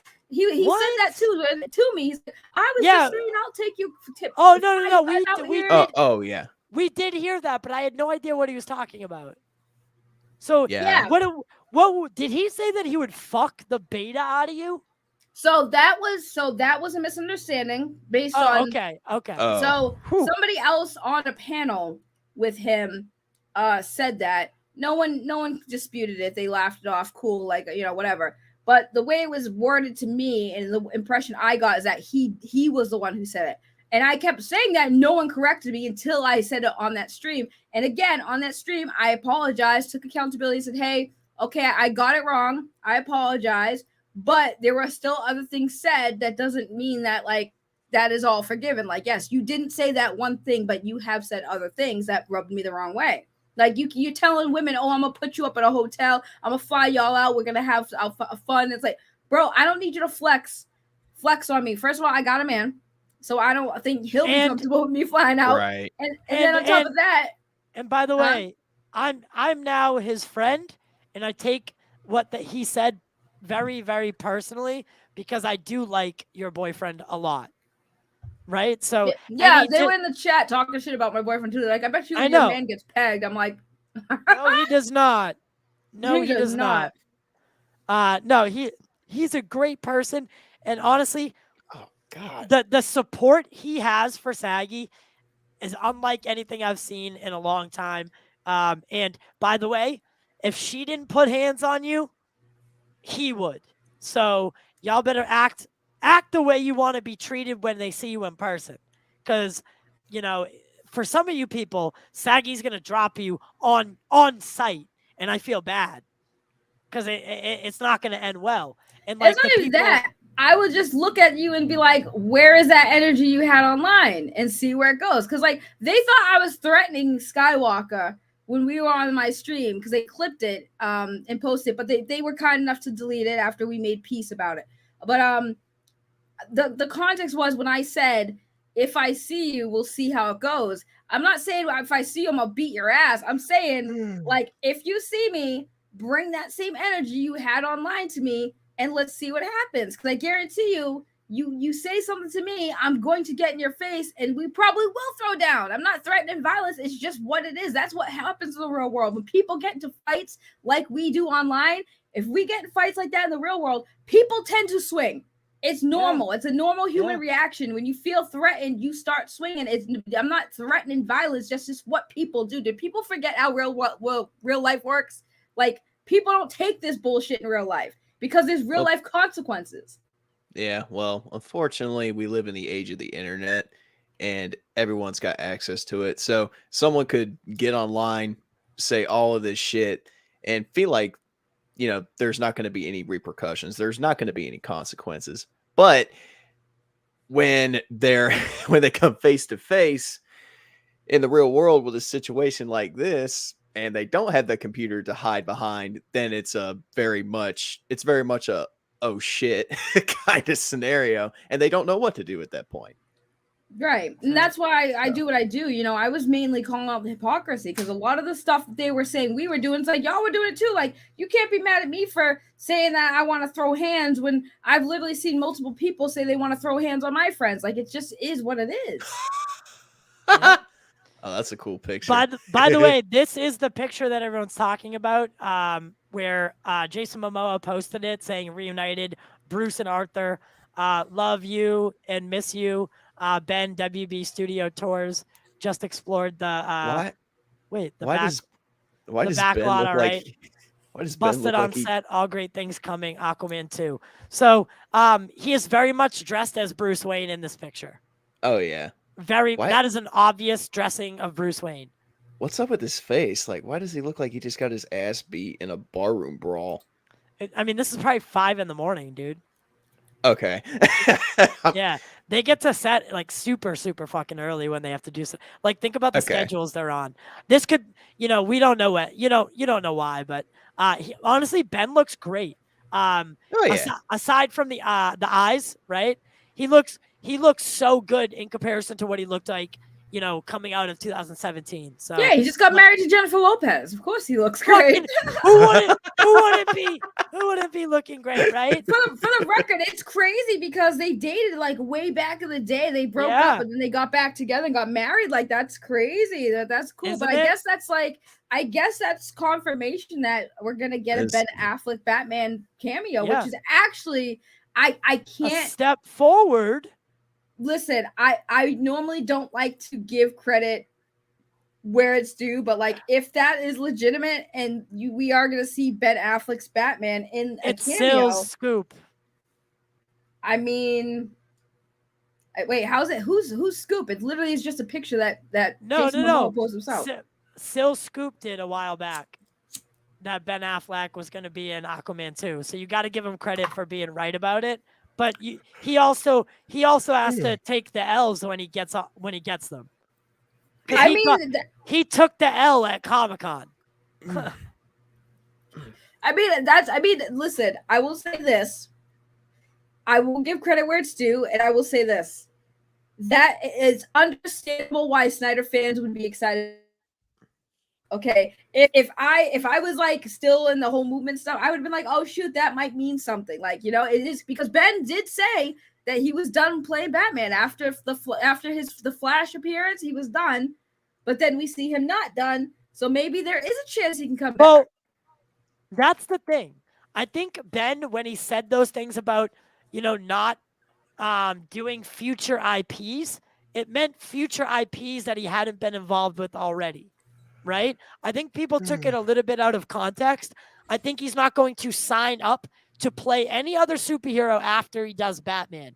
Now, if he is asked to come back and cameo as Batman and the price is right and he can do it, I mean, I don't see why he couldn't or why he wouldn't when he's so passionate about the character and the arc. Well, I took his comments initially as he didn't want to do a standalone Batman film. Like he didn't want to do a full feature film like he did with the Justice League with BVS. You know, I think what he wants to do is like he doesn't want to do because it's a lot of work. He's getting older.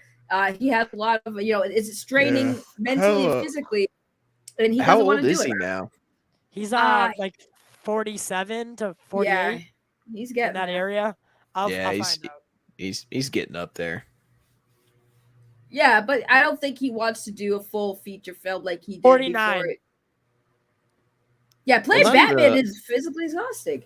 He's 49. Well, dude, the thing is about that is I have a good relationship with Richard Citrone, who does the stunt work for Ben Affleck's Batman. He did Richard did the famous warehouse Batman scene in BVS, that whole fucking sequence, right? Like Rich has been on my show talking about that experience, right? Rich is like 56, right? And he's doing all the actual like stunt work, right? For Ben. So it's a testament to what your body is able to do as long as you keep up with your ability to stay fit. And Ben is getting into shape. I was going to say, I mean, maybe it's not that he wouldn't want to come back for, appearances and movies, because I'm sure he's all down for that.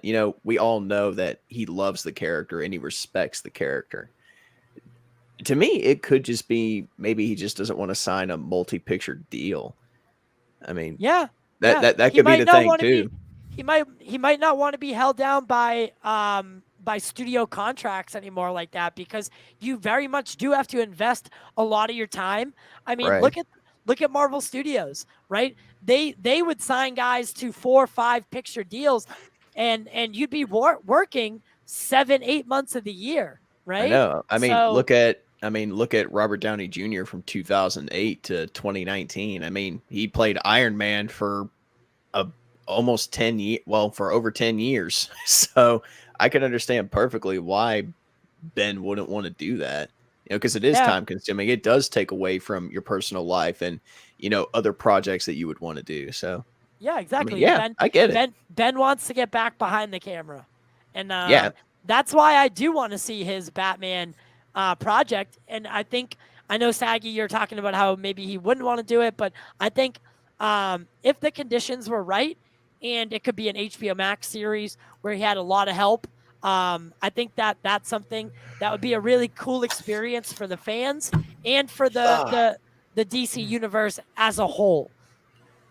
I think as long as his mental health, because that was the biggest thing that I really noticed. As long as his mental health is where it needs to be, where he wants to, it's like, I think the biggest issue I had with the fans kind of like trying to be like, oh no, he's gonna come back. It's like, listen, he's saying he doesn't want to. He's going through something right now. He relapsed. He started drinking again.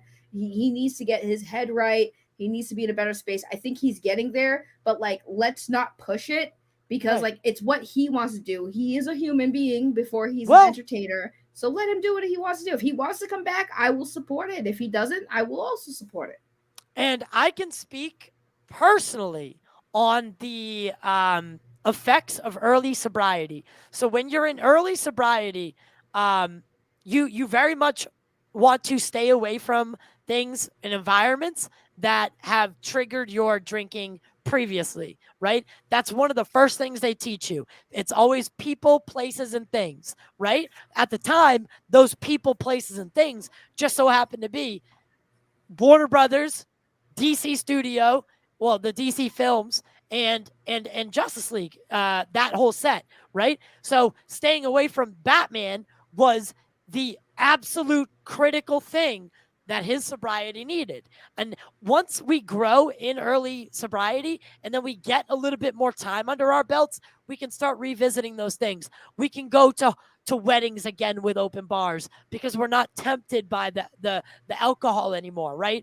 You know, Saggy and I, we were away for the weekend at Comic-Con. Not once did drinking even, you know, pop into my mind, right? That's just where I am 5 years into sobriety, right? And that's where Ben's going to get, right? Where he can, you know, kind of turn it on and off when he needs to. So, and then you have the power to remove yourself from situations that you don't feel comfortable in. So I think there's a long road ahead that he's going to face, and that's going to be his personal life. We wake up every single day with an untreated disease of alcoholism. You got to stay vigilant. And you know, I wish the best for Ben. He's a Boston guy. He's a Boston kid, right? Shout out to him. You know, Big Ben, love you, man. But we're going to transition over to the last phase of the show, the Marvel Studios phase. Saggy, I don't know if you want to stay, but you're more than welcome to. Well, no, I'll let you guys get to it because I don't want to derail. I'm also kind of sleepy, so we go spend time with my pup. I can hear it. Hey, hey, tell baby I said I miss her. I will. She misses you too, and she apologizes for biting you that one time. I tried to. But hey, I know the risk with what I do. So, you know, I put my hand in a place it shouldn't have been, but we had more positive interaction than negative. 99% positive. Yes. But you guys have a good rest of your stream. I'll talk to you guys later. Bye. Nice meeting you, Saggy. Love you, girl. You too. Love you too. Bye. All right. Back to the two of us. She's cool. I like her. She's awesome, man. She's awesome. That's what I love doing, bro, is bringing people together, man. That's one of my favorite things. So definitely keep in touch with her. She's one of the coolest people on earth. Yeah, like I said, went and subbed to her channel, so I got her now. What did you watch my Comic-Con videos? I watched one of them. I've been busy, dude, so I haven't had time to. I'll send you the link to the pre-recorded one. That's the one that she's in, because my live stream she wasn't really in. But what's up, Movie Dogs? How we doing, brother? Always good to see you in the chat. You know I love you too. I love all my audience. We've had a total of up to 30 people in here tonight. Good signs. Because you know I was doing 50 at one point when I was streaming steadily, and then I fell off for a couple months, and now I'm trying to get back to that point. So and I need more super chats coming in, guys. To be transparent with you, I really do.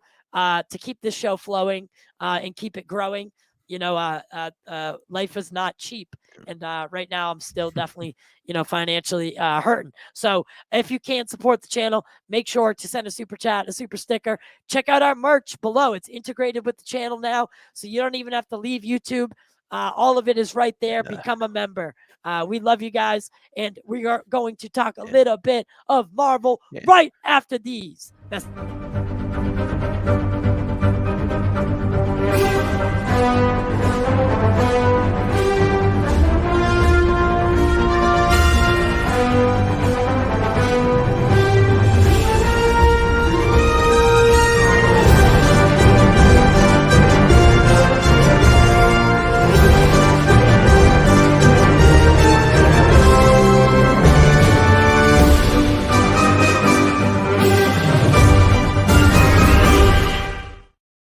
Alrighty, guys. Kevin Feige of Marvel Studios has gone on record and says and confirms that the Fantastic Four reboot for Marvel Studios will not be an origin story, guys. This Thank is God. absolutely great news. Deisha, I knew she was gonna wait till Marvel to come on in. I had a feeling because she's not hip to the DC yet. Not hip to the DC. Not hip to the DC yet. Hey, what's up, girl? Yeah, I wasn't sure if I was gonna get on. I wasn't feeling good today. Oh, I'm sorry. You ain't got COVID, do you? Oh my God! Why would you leave my bring that house up enough immediately? Oh, am I not supposed to talk about that? He immediately jumps to COVID. Now you're gonna get a fucking CDC tag on my video. No, it's definitely not that. Okay. But everybody jumps to that in this day and age. Yeah, no, you're right. You're right. Guys, what do you take of this news with Kevin Feige talking about the Fantastic Four, how it's not going to be an origin story, much like their deal with Sony and Spider-Man? They're going to kind of jump right into the action, and they're going to be setting up the storyline, right from the jump. We're going to skip past the whole how they got their power state, and how this could tie in to the multiverse and the variants of characters like Reed Richards, played by John Krasinski in Multiverse of Madness. I think it's a smart move because I mean, you brought up the Sony and Spider-Man thing. You think about how many reboots we've had of Spider-Man up until we got Tom Holland's version of the character. Right. It's kind of the same thing with the Fantastic Four. How many reboots of the Fantastic Four have we gotten up until now? We know we already kind of know their origin. We know the logistics and the simple stuff. So, I mean, I think it's a good idea on their part because we can just jump right into it without all that baggage. Right. And, they could just jump in and tell a very unique story without having to explain where these characters came from. Because I think the bulk of the audience seeing these movies already kind of know who the Fantastic Four are and where they came from. So there's no reason to tell that origin again. I absolutely 100% agree. I know Deisha is going to be happy about what I'm about to do, but oh shit! 1 second. Uh-oh. No, nothing. The video. Damn it! What the fuck? Technical difficulties, Tyler. Yeah. The video keeps starting behind me. But I wanted to play a new Rockstars video because I did get permission as well from New Rockstars to use this video for what they're saying about, because I didn't jot it down. So there was a leaked description of the Comic-Con footage shown for Quantumania, and it very much ties into Kang. And Eric Voss from New Rockstars kind of breaks down that footage. So instead of me having to recite it, they did a very good job with how they presented it. So I just kind of want to watch their version of it. All right. Ooh, shut. Forward in phase 5 and phase 6, and it is through Kang with Jonathan. Welcome back to New Rockstars. I'm Eric Voss, and Marvel Studios finally unveiled their path forward in phase 5 and phase 6, and it is through Kang with Jonathan Majors putting the nasty in Kang Dynasty as we now embark on this Secret Wars. Attendees at San Diego Comic-Con were shown exclusive footage for Ant-Man and the Wasp: Quantumania, revealing the true Kang the Conqueror after his variant's debut in Loki. I paved the road. You simply walk down it. You just walk down it. Yes, walked.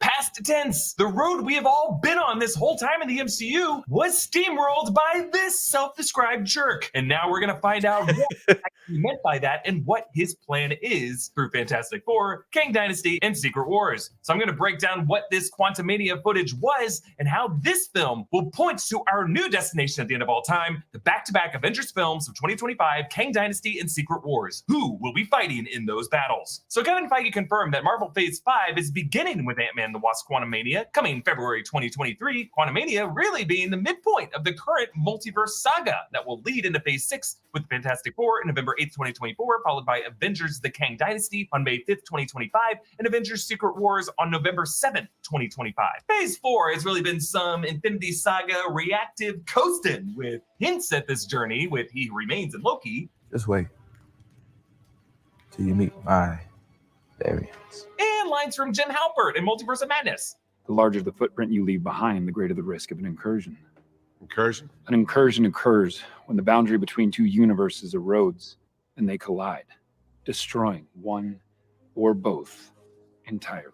But now, Quantumania will firmly lock us in on a clear trajectory towards this next endgame. So let's break down exactly what happened in the Quantumania footage at Comic-Con. It starts with Scott Lang saying, "Do I miss the action? Sometimes. Will I be there when the Avengers need me? Absolutely. But right now, the only job I want is being a dad. I love you, Cassie. Thanks for being my hero." And for the rest of you kids out there, look out for the little guy. And we learned that Scott is at a book reading for his new memoir, Look Out for the Little Guy. We also know from Ms. Marvel that Scott had a podcast called Big Me, Little Me on This Powered Life, which is how apparently the world learned about the event for an endgame. Then Scott's phone rings and he asks, why is jail calling? Then he bails out his daughter, Cassie Lang, now recast as Catherine Newton. And he tells her, look, I do Cassie. I really do. You want to?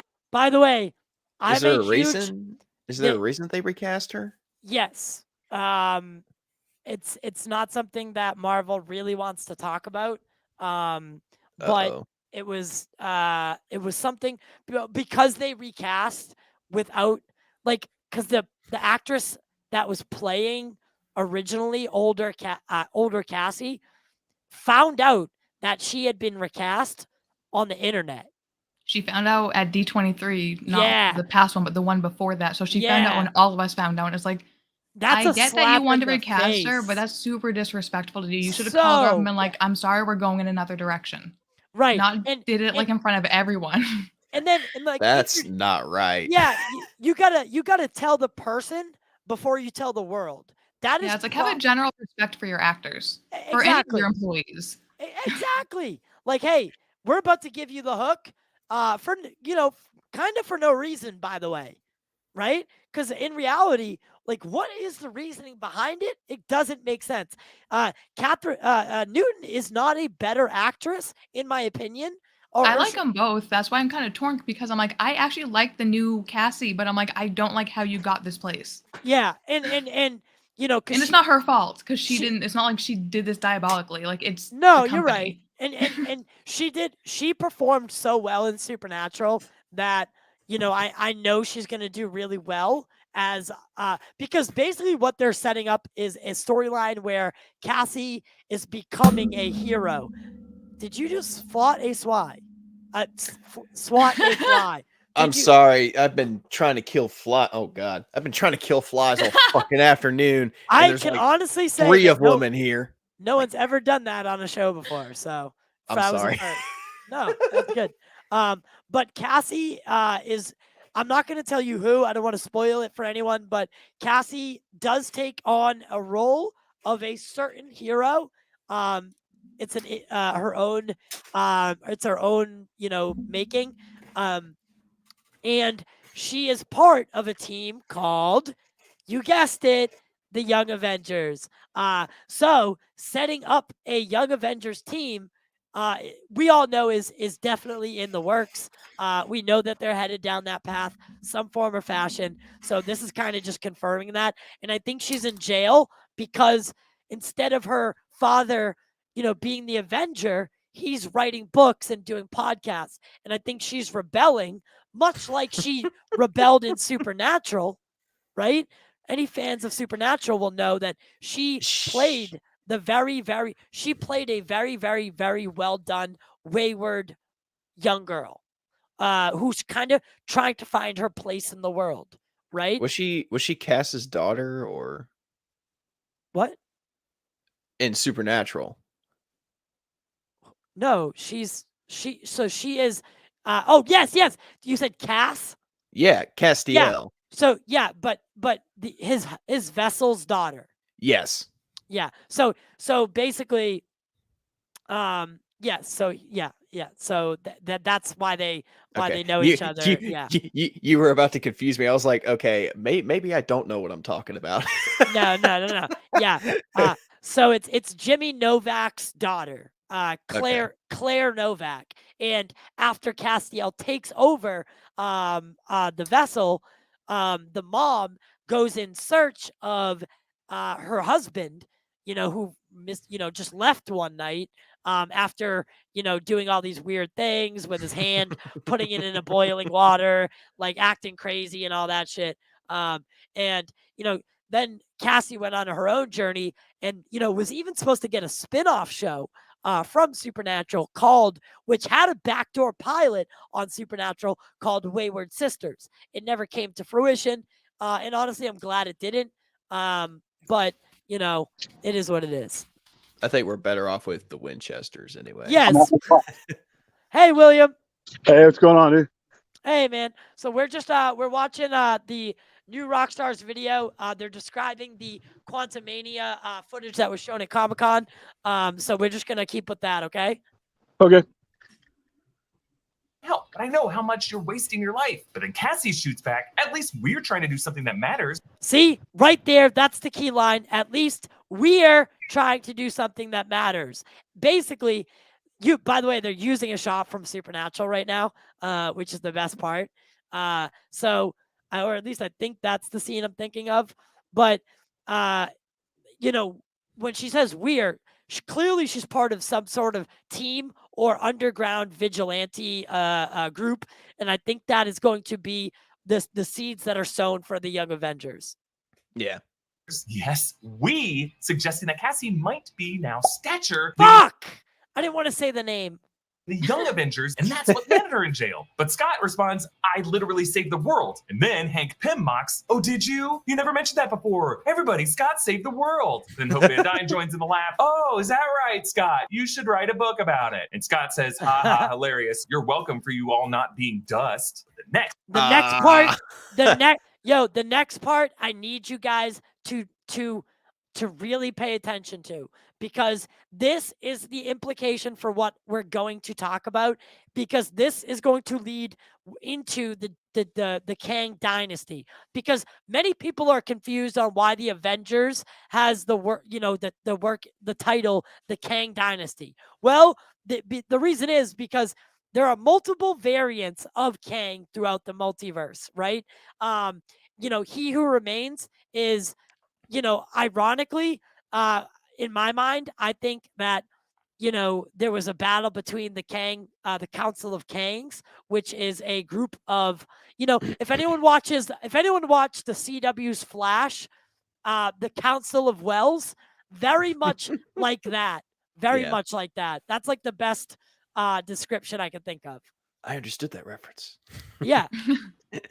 We hear Jonathan Majors' voiceover as Kang. He says, you're an interesting man, Scott Lang. You've lost a lot of time, but time isn't what you think. It's not a straight line. Referring to Scott Lang time dilating ahead 5 years in Endgame, missing out on Cassie's formative years. Then Cassie gets sucked into some bright blue light, and then the adults re-enter the quantum realm. Kang's voice goes on. When you can see time the way I do, you can see everything. And we see some residents of the quantum realm civilization, some of them cranking large discs mounted to a wall. We see Bill Murray's character, who says, Janet Van Dyne, I thought you were dead, suggesting he might have been some boyfriend of hers while she was down in the quantum realm. And then Kang's voiceover continues, your reality. By the way, how does that suggest that they were boyfriend and girlfriend? I don't. That was like the one thing. That was the one thing in this video. I was like, Eric, you really stretched that one too thin.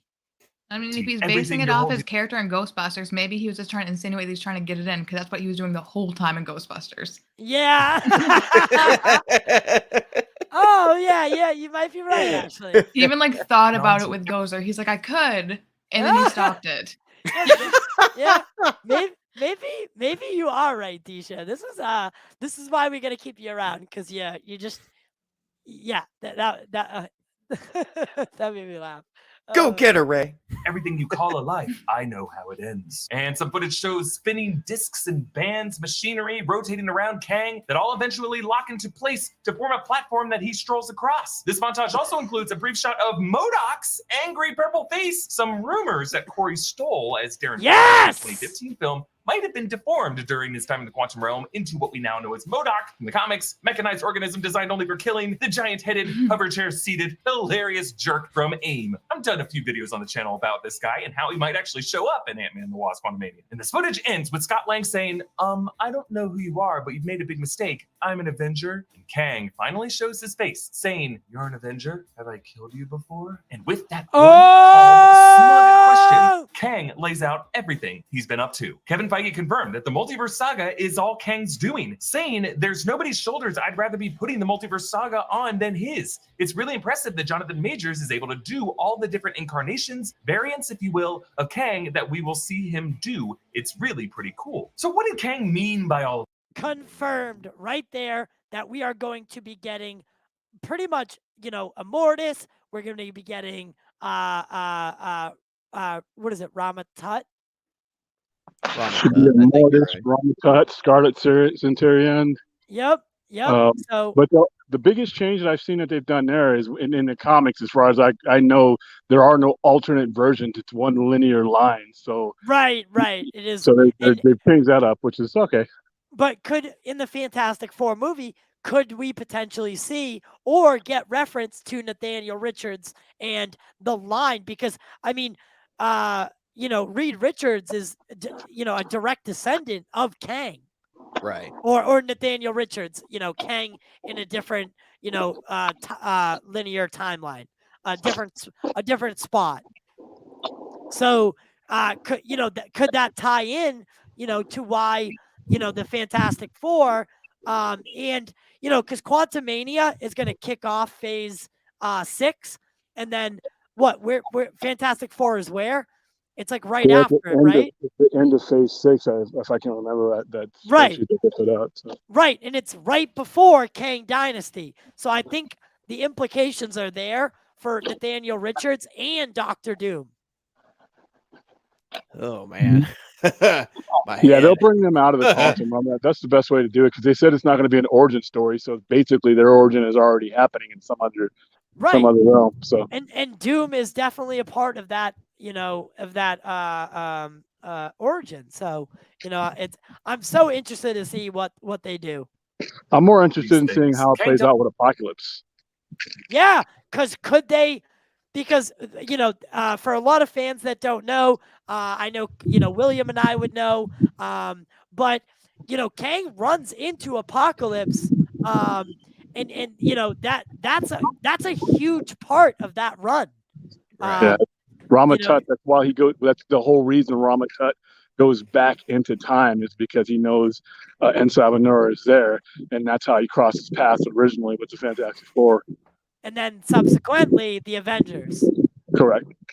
So very, very, very, very hard. And we know that the MCU has a knack for, twisting and turning, origin stories and tweaking things.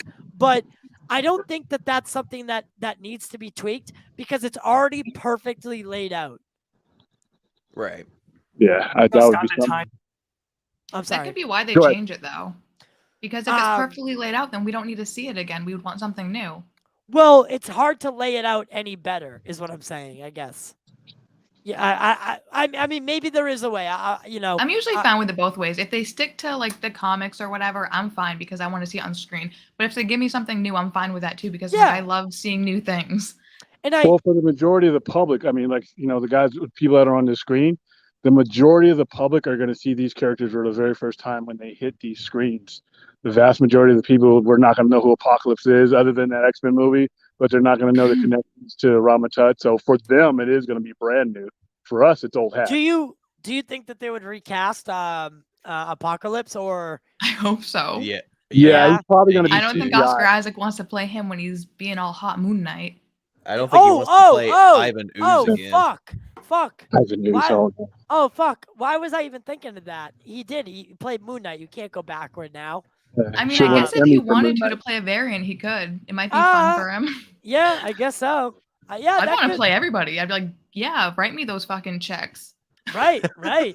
That's what I'm saying. It'll be a voice. It'll be a voice in like a big CG. It should be CGI, given the nature of Apocalypse. Yeah, exactly. Or at least motion, like a mix between practical and mocap. Yeah. Right. In the Thing, if the Thing needs to be done very well. Honestly, Josh Trake's The Thing didn't look so bad. No. All right, let's continue. Time is not a straight line, referring to the sacred timeline that we saw in Loki, which was depicted orbiting around the Citadel in a curved loop, meaning that for Kang and for his variants, all of history unfolds all at once. Time is made up of a tightly coiled loop of countless histories playing over. So what William said about that timeline being linear, this is their spin on that, no pun intended, because what they're saying is the same implication, like it's all happening at the same time, but it's in a different presentation. Right. Shit. And over and over again. Kang has lived through them all. He knows how it all ends and how it all begins. And that includes, we now know, histories in which he has killed Avengers. This man has killed so many Avengers over so many different timelines that he cannot remember if Scott Lang was one of them. It's also kind of a diss at Scott Lang because, even Broadway producers don't know whether or not Scott Lang was in the battle or not. Now, every single one of these sacred timeline coils, I'm dead, has their own variant of Kang. These Kangs in the comics collectivize in an assembly known as the Council of Kangs, also the Kang Dynasty. They gather in these big arenas. Ayo! He name dropped it! And just kind of shout over each other. In the Loki season 1 finale, He Remains suggested that many of his past variants, when they were still the 31st century scientist Nathaniel Richards, went to war with each other until only he was left. He Who Remains. But that wasn't necessarily a war against Kangs. It was really a war among Nathanielses that led to He Who Remains. He Who Remains variants now are presumably the other winners of such wars who live on as part of this collective of Kangs. So when you kill one Kang variant, there's always another one somewhere out in the time stream to take his place. Thus an endless dynasty of rulers, a Kang dynasty. So why is Kang important to this story, Ant-Man the Wasp: Quantumania? Well, notice how Kang tells Scott, you've lost a lot of time. Scott Lang time dilated while he was in the quantum realm, but Janet Van Dyne did not during her time there. She just aged normally over 30 years. Why was that the case? Well, that's because while Scott was in the quantum realm, he also stumbled into a time vortex, which is a separate structure within the quantum realm. Notice how Janet told Scott, and don't get sucked into a time vortex. We won't be able to save you. Right there. Which means during Janet's time in the quantum realm, she and Bill Murray were aware of these things called time vortexes, but knew to stay away from them. They just aged normally in the quantum realm and never went into a time vortex. Now, as we have learned more about realms, dimensions, universes, and timelines in the MCU, I think the quantum realm is an example of a buffer dimension between universes and between timelines that all universes and points in time share a border with. And a time vortex, I believe, is an artificial construction built by someone to create a waypoint in the border of the quantum realm to various points in time. The Avengers used these waypoints in Endgame to navigate to specific points in the past. Tony Stark helped them do so by discovering the code to quantum navigation using an inverted Mobius strip. Mobius, remember, also being the name He Who Remains gives one of his agents. So I think what Tony unlocked there was actually the first piece of a puzzle that the Kangs will inevitably design. In fact, the rotating mechanisms that Kang uses in this Quantumania footage may be his clockwork as the engineer of the vortexes that the Avengers hijacked to complete the time heist. So when He Who Remains said, I paved the road, he was absolutely including everything the Avengers did, including the time heist. That's why He Who Remains TVA had that bullshit loophole for what the Avengers did. You have the wrong person. Oh, really? And who should we have? I suspect the Avengers. We're not here to talk about the Avengers. Oh, no? No. What they did was supposed to happen. You escaping was not. He Who Remains therefore wanted the Avengers to go back in time to gather the Infinity Stones and undo what Thanos did. But the question is, did He Who Remains design his sacred timeline that way in spite of his other Kang variants? Or did he do it with their knowledge and with their consent? Are they all together? Is He Who Remains a representative of the rest of the Kangs? Or is he a rogue to this dynasty? I think he was a rogue. I think He Who Remains was hiding from the other Kangs. Tyler? Because notice, he was so scared of his other variants. About 5 more minutes, I might have to bounce. I'm going to wrap it up. Oh, okay. Here's what $5 a month with Lemonade That's cover. where I was actually wrapping it up right there. Oh. Once they hit like a commercial, I mean, we've gotten all our points out. But I do want to say, there are a lot of implications from the Kang Dynasty, right? So the Kang Dynasty, that movie is going to basically set up Secret Wars. Now, it's again, like Infinity War and Endgame were tied together, but not a part 1 or part 2. These two films are going to be connected directly, right? One after the other, right? Basically, like in continuity wise. And the Fantastic Four is going to lead right into that. And Quantumania is going to kick off, really, really the events. Everything till then is going to, tip the dominoes in that way and send it that direction. But, once phase 6 starts, it's pedal to the metal all the way down to Avengers and just the sheer amount of characters that are going to be introduced, the solo stories that we're going to see, the connection between Disney Plus and the theatrical, the interweaving of these storylines into something greater than what we had seen previously with the Infinity Saga. It's how do you top the Infinity Saga?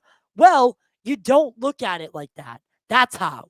You shouldn't be trying to top yourself, right? You should be trying to put out the best content that you possibly can with what you have in front of you.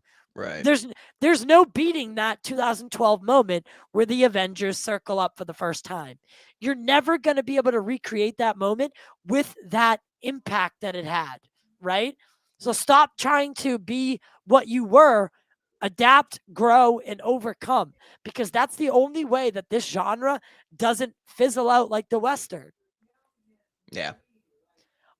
So what are you guys' final thoughts on, Kang really being the central villain of, honestly, the next phase, the next 2 phases? Because a lot of people thought that Kang was going to lead to something even greater. I still think that's the case, but not in the same aspect that I did before.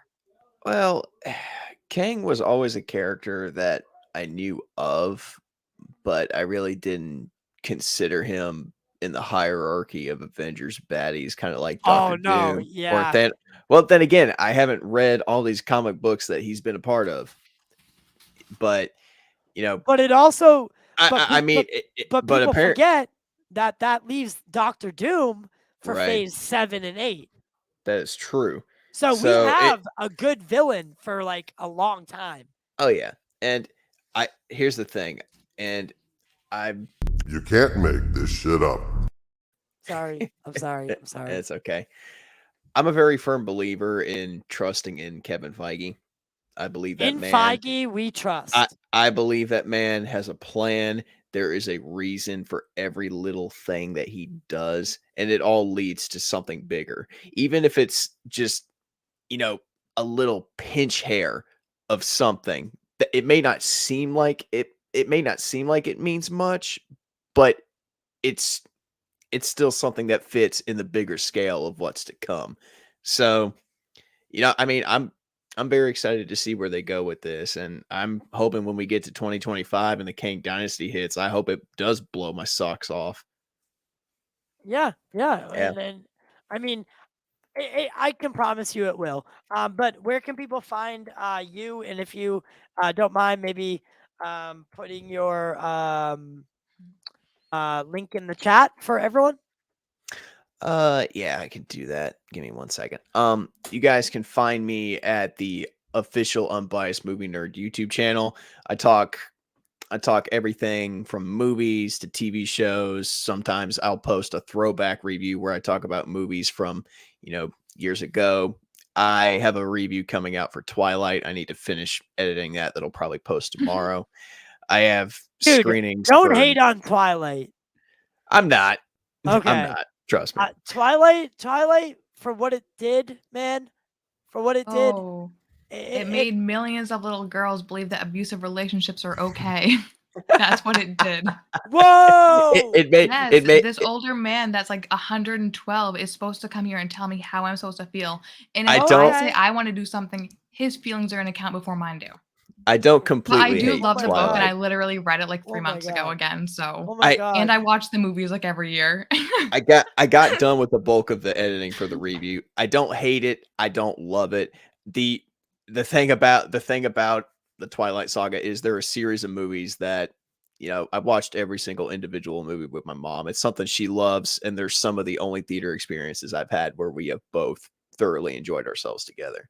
So they do have kind of a special place in my heart, even if it's for the wrong reason, because they're not perfect movies. They're very flawed fucking movies. But that review should post tomorrow. Dude, I still love the fucking, you know, the Voltari and all those scenes. Oh yeah, they're cool as hell. Oh my god. I love it. I read it last year. I think I read it last year. We finished up like a couple months ago, and we had like a watch party of 20 people where we would watch the movies every time we finished a book. I do have a screening for Nope and the League of Super Pets coming up this weekend. So videos, you know, reviews for those should be posted next week. Actually, and then I'm going to be doing would you want to do the Nope review together? Because I don't have much background with Jordan Peele movies. And you know, I'm not going to really know what to say much aside from like my own feelings. But maybe we could do it together. I don't know. Yeah, if you want to host it, I'd be down. Well, no, you could host it, and then I could just clip it. Oh, okay. So just kind of record my thoughts and then send it to you. No, we'll talk behind the scenes. Okay. All right. But yeah, I got screenings for those coming up, and I'm doing a 500 subscriber special where I'm going to be talking about my top 10 favorite movies of all time. Oh. Yeah, I'm gonna bring down the bar and say that these are the top 10 movies that I love. I would love to do a show like that soon. Not saying these are the best movies of all time. These are just my personal favorite movies of all time. Right. No, I would love to do a show like that because I don't think I do much. We used to do like, you know, top, you know, who's your favorite Batman? And then we would bring up all the Batmans, clips from them, and we would have like an open discussion. And then at the end, you know, we would rank each Batman and then we would average them out, you know, and you know, the average for each person was their score. And then, you know, we that's how we did the scoring. And Ben Affleck's Batman won overall, but we've done other ones too, Spider-Man and other people like that. So yeah, you know, fucking Nope is gonna be I hope good. It's something I'm skeptical about. I'm just It not. looked good. Yeah, it looks fucking awesome. I wish they didn't put in the trailer, like, I don't want to say it because if people don't know about what type of movie it is, I wish they left that out. Yeah. They could have. Well, people still would have been interested. Well, I wouldn't have seen it if it didn't show what it showed. I watched the first trailer for my channel, and that's the only one I watched, and I heard about the second one after, but I was going to see it just based on that. When I heard what it was about, then I'm like, okay, I'm just going to wait for it to come on stream. Like, I didn't want to see it anymore because I'm like, I've seen so many movies like that, and I know his is going to be way better, but I'm like, I'll wait till it comes out on stream. But before I was like, I so need to see what this is about that I'll go to theaters. But now I'm like, well, I kind of know what it's about. Well, people are saying it's his best film yet. I've never seen any of his.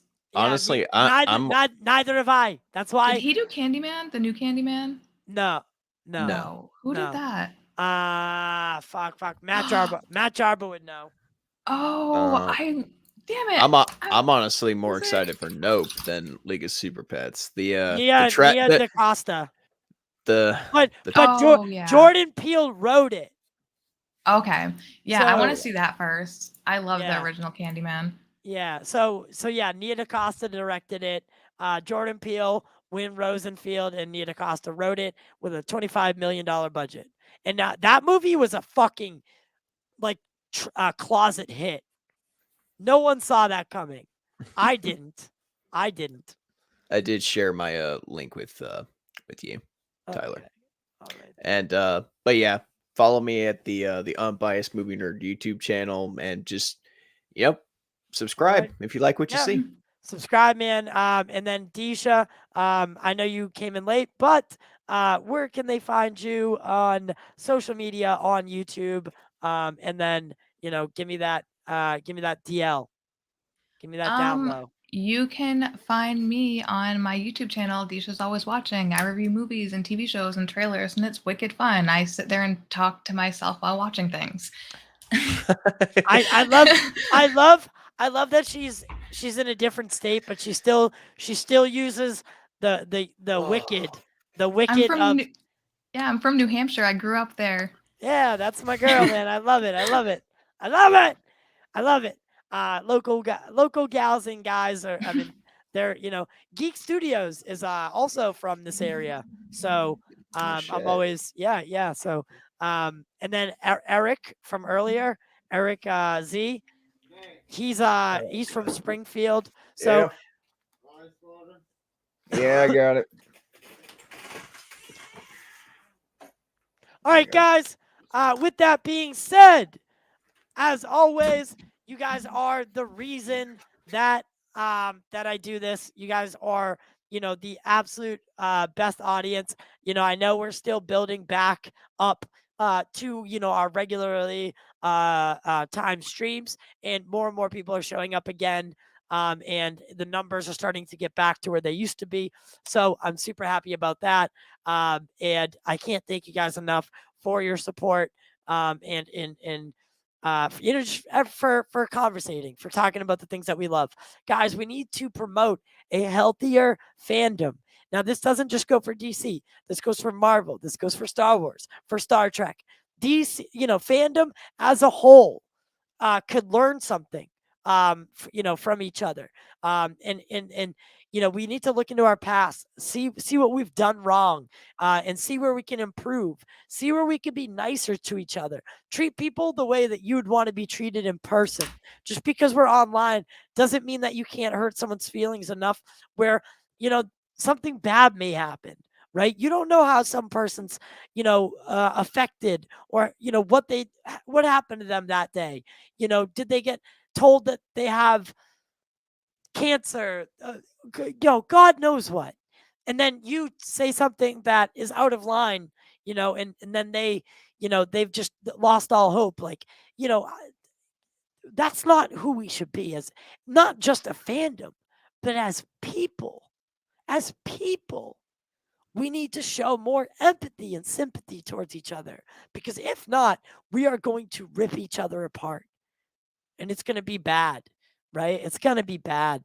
All I can say is, we need to figure this thing out, because, this instant communication, this instant gratification, 24-hour news cycle, that whole aspect, everybody has a platform, with the world so interconnected, we need to navigate it in a way that's going to be healthy, and in a way that's not going to sacrifice our quality of life. So it should only be used to better our lives, right? To make things easier. Technology is it's advanced to help us, not to be detrimental to society. So with that, spiel being said, you fucking moron. I'm sorry, John. I know. Oh, wow. Will Smith just smacked the shit out of me because I went on a spiel. No, guys, thank you so much for tuning in. Like, share, subscribe, become a member, and we'll see you guys next time. And that next time will be tomorrow with a cosplayer. And I will announce that in the morning who it is. So it's going to be fun. It's going to be a fun show.